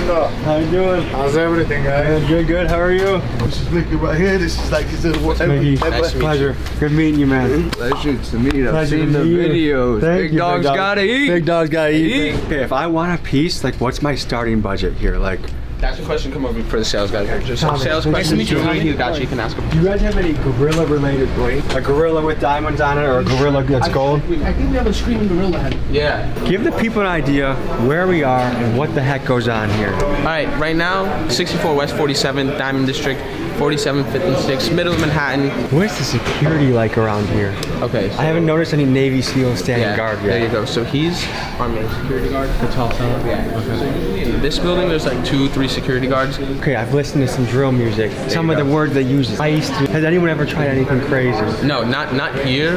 But 2 weeks ago, across the street, took a Richard Mille watch, like a chain. They lost $300,000. Cause guy came in, said, "Yo, can I try this on?" Boom, put it in their pocket, walked out. But let's go to Palo. He can show you prices and stuff like that, and a couple of customs. Is that a usable pipe right there? Yeah. So look, this is some of our pieces. Look, you have a nice. Hold on. Yeah. 13,125. What percent of the pieces here are custom? I want to say a good 75%. There are a lot of Jesus pieces here. Yeah, that's one of our best sellers, obviously. How do you think Jesus would feel if he knew that 2,000 years later people were blinging him out? I think he'll feel good. I can tell you the whole store, like this one, this one, this one, is somewhere around like 25 million in inventory total. Do we have the gorilla piece down here? Is it the black diamond one? Yeah. I didn't come in here intending to make a purchase, but guys, a gorilla piece? One day maybe I have to get a gorilla piece. Is it true that one company runs all of diamonds? That they kind of have a stranglehold on the supply? Years is like the company that kind of holds the diamond price.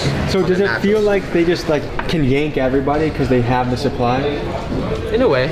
Listen, when you control all the quarries and when you control, you know, when you have a monopoly, you kind of control your prices at the end of the day. Yeah, we do. This is what I got you. I don't know what you heard about me. I feel like I'm being blessed by the Pope right now.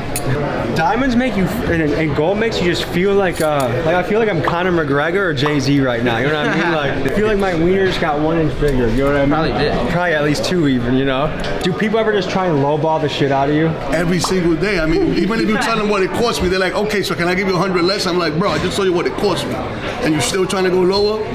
You gotta get the fuck out of here.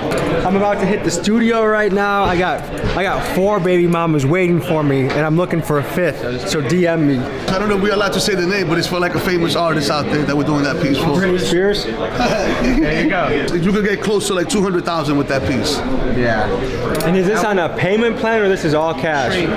Bank wire. Yeah. Get a customer, they'll throw a deposit down. You don't hear from like 5 months. And then they're like, yo, I just got out of jail. You still got my project? Okay, if I was locked away for a few months and I had a nice little, you know, piece of gold at the end of the rainbow, that's something to be excited about when you come out. I have a client incarcerated right now. It's gonna be a $150,000 piece, you know. But I'm just waiting on him. He's when they call, it's like you accept the charge, whatever. Boom, we get on 3-way call. I also have an experience with someone who actually purchased from jail. Are you talking about yourself or someone else? So he no. He's actually a really good client. He sends his money from prison to his girlfriend to make the purchase for me. That's gangster shit right there. So right now he has a chain waiting for him. He got his girlfriend a tennis chain, a matching bracelet. He bought his mother some earrings, a ring. So you'd be surprised how many guys you interact with from prison. Do diamonds make people happy? I say from experience, yes. This says Sniper Gang on it, which I can only guess who this might be for. There you go. We actually just met one of his artists. Yeah? Who'd you meet? Lil Cricks. Oh, nice. He was, yeah, I know. He's on the last album and stuff. I went to a show and he bring him out. Nick Adrian Broner. Michael Rappaport. Riff Raff. Riff Raff, dude. Riff Raff. Sauce Walker. Sugar Sean. Shout out Sugar Sean. Cardi B. Joyner Lucas. One of the most underrated rappers in the game. Mr. Beast got a chain? We're working with him now. This Tom. How you doing? This is the boss man. Nice to meet you. Thank you for having us today. Thanks for coming in, man. Of course, we're having a good time. You gotta be careful with that chain because this might be Busta Rhymes, you know what I'm saying? He's actually supposed to be picking it up soon. He might slap me. Would you prefer if I take it off so Busta Rhymes doesn't beat me up? No, he's alright. I mean, he didn't come and pick it up yet, but I'm just telling you he's interested in it. Guys, if you want to see crazy bling every damn day, go to Trax NYC. Welcome to the district. Yeah, put that on top of it. Mr. President, I've had to hide my love for you for a long, long time. Trax NYC sent me a gift. Wait, is that a diamond? It's a real diamond. That's a real diamond inside this diamond play button. Cardi, we appreciate you coming down. We got you your Sky Dweller 2-tone. You gotta show the people how to slide. Shake it, right? When I go. Does anybody know how to slide?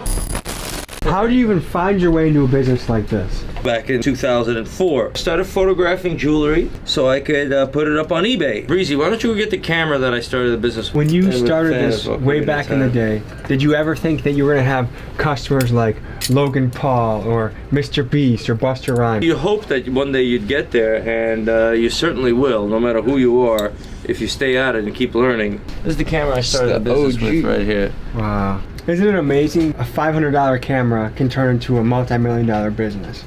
Yes, it is amazing. It's just as amazing as a seed can turn into an apple tree. If you don't waste your 20s, you're gonna, die rich.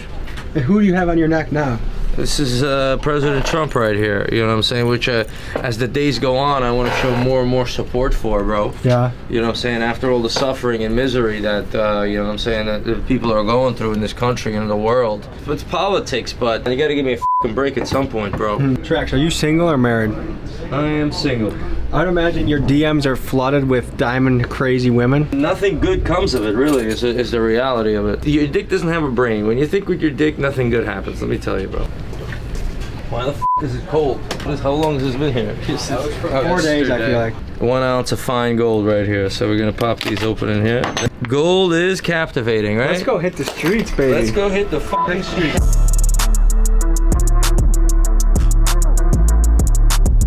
What do you say to the people that are struggling out there? Any words of inspiration? If you're struggling out there, there's a very, very high chance that there's a road to a place where you're going to be extremely happy. But it's up to you to find that road. I'm gonna load up this Trax pack. Each one of these ounces is $2 grand. Let's see if somebody wants them for free. Sir, you are smart. Sir? A free sample of Trax pack? Sir, free sample of a Trax pack. Ma'am, anybody, please. Can I interest you in the finest gold in NYC? It's literally free gold. Trax pack, sir? Can I interest someone in the finest gold in New York? Yes. There we got a winner. Here you go, sir. You gotta give it to him. He said What is yes. this? That is It's an ounce of gold. Oh my God! You are a smart woman. That's an ounce of gold. Thank you. So where are we headed right now? Well, we're heading to the mothership, I like to call it. Let's just go to the front. We're waiting in line behind this guy. There's a lot of production, and you know, there's a lesson there for everybody as well. Because people are gonna know where the money really comes from. If you're just trying to take somebody else's wealth, that's f***ed up. But if you're trying to create wealth by trading and doing stuff, that's a whole different story. Because I've been doing it so carefully for so long, I have a team of people doing it. I have a little army. There's 50, 60 people running around, plus all the other conglomerates and craftsmen. There's like 150 people responsible for generating wealth for themselves, and I tax them a certain amount. So this is the old school office right here from the back in the day, and I'll take you on the tour.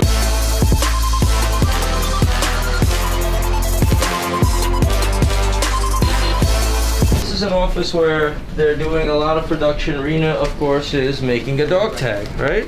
She has to make sure that the setter is able to set the diamonds, as an example. All right, so she would pick out, we're doing a Mario bomb over here.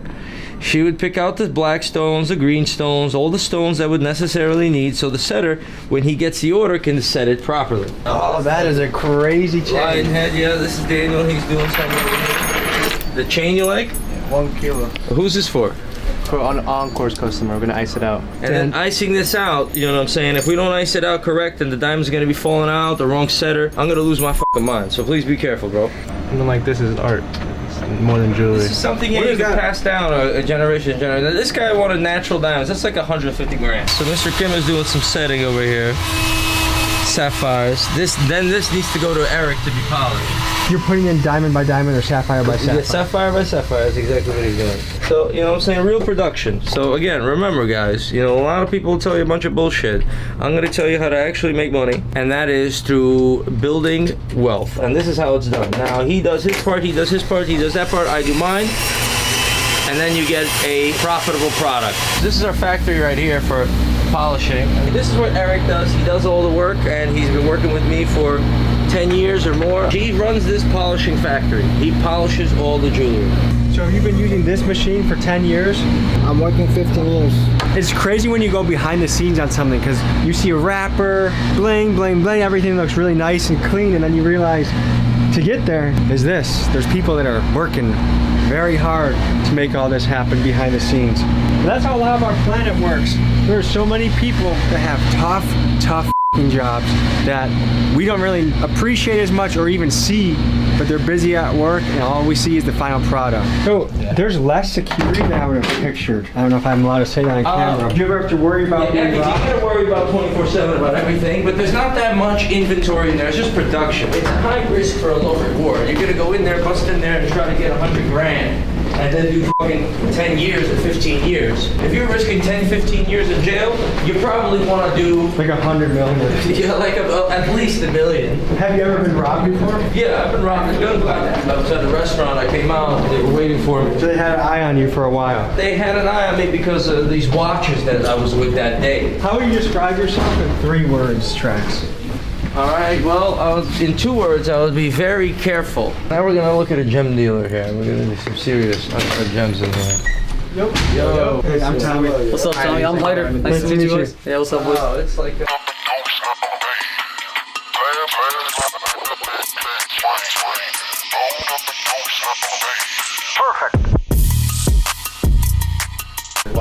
Wow. Tommy. Hey, how are you? Nice to meet you. Nice to meet you. So what is going on over here, fellas? Some emeralds here. Let's start with the most expensive emerald on the table. It'll be in that box over there? Yeah. Yeah, that's the gems right there. Nice. And let me go for a cheaper emerald so you'd see the difference. We want the depth, that deep green color, right guys? And we want with obviously the least amount of flaws possible. We gotta be real careful with the way we handle these guys. So what's the price difference between these two? Before you even tell us, why don't you guess the price difference? I'm gonna guess this one is $8 grand and this one's $2. Now let's tell them the real price. This is $4,000 a carat. 4,000 a carat, how many carats? Yes, it's 25 carat almost. So 100,000 here. Whew. And this one? This is $1,000. Okay, so how many carats? It is almost 17, 18 carats. Okay, all right, about 18, that's 18,000, 100,000. Are you guys the wholesaler or are you guys the end, you sell to the end user? Wholesalers. We're the wholesale. We manufacture. So we buy rough product from Africa, from Zambia and stuff, and we have our own manufacturing lab in India. We wholesale to people like Trax. Where you are right now is the only place, if you're in the market for an emerald, this is the top of the emerald market, unless you want to go dig for it yourself in Zambia. Is it fair to say that in this room there's more than $1 million worth of emeralds? Yes. Definitely, yes. Easy. Not even a question. $1 million in the jewelry business is, you know, it's nothing crazy. If you make one earring for this, it's almost like $500,000 earrings. What kind of security do you guys need to feel comfortable? They need the secrecy, not security. There's no one really knows where you guys are. Yeah, that's the best security. The best security is secrecy. They dedicate their whole life to making this happen. There's no way to beat the game.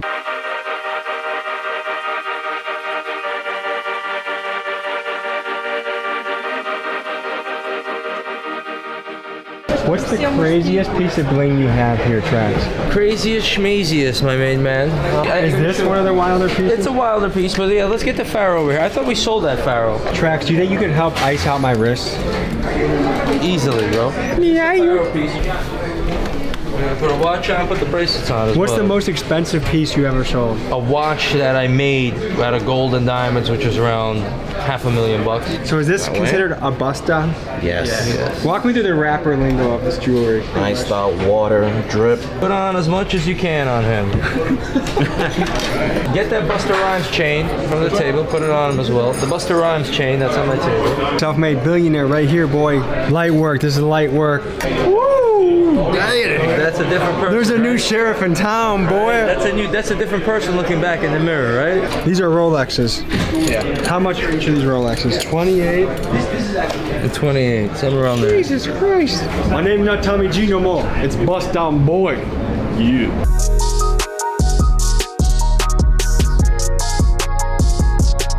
Barely woke up this morning to come see you. Really? I'm tired of this shit. You need a therapist or what's going on? I don't need a therapist. I need a long vacation and the world to be at peace. You know what I'm saying? The world's in a lot of trouble. It is a chaotic world right now. There's a lot of sad things going on. It's just sad. It just doesn't motivate me to get up in a world where it's all hypocrites and selfish assholes, you know? Do you think we can change that? Yeah, I have faith, and we could participate, and we could play our part. You know what I'm saying? You got to make sure you play your part. I'm going to play mine. I want to be rich, but I don't want to steal it. I'm producing jewelry. I'm doing good business. I'm employing people, so I'm playing my part on that end, and I'm educating. I'm telling the truth. So Trax, we got a phenomenal look behind the scenes of the Diamond District. Thank you so much for that. What final thoughts do you have for the people back home? Yeah, it's not all about, even when Tommy comes up, I want to get iced out, what's the most expensive piece, and this and that, right? There's a deeper dimension to the jewelry business, and you know, you should consider it. And it really revolves around craftsmen, productivity, value, things like that. So keep that in mind. It's not all just about being iced out, even though that's nice. Check out his YouTube channel, his Instagram. We're going to tag it in the description. Blow him up, show him some love, and maybe come buy a piece. Yeah, that's a good idea. Stack your money up, sell your NFTs, and buy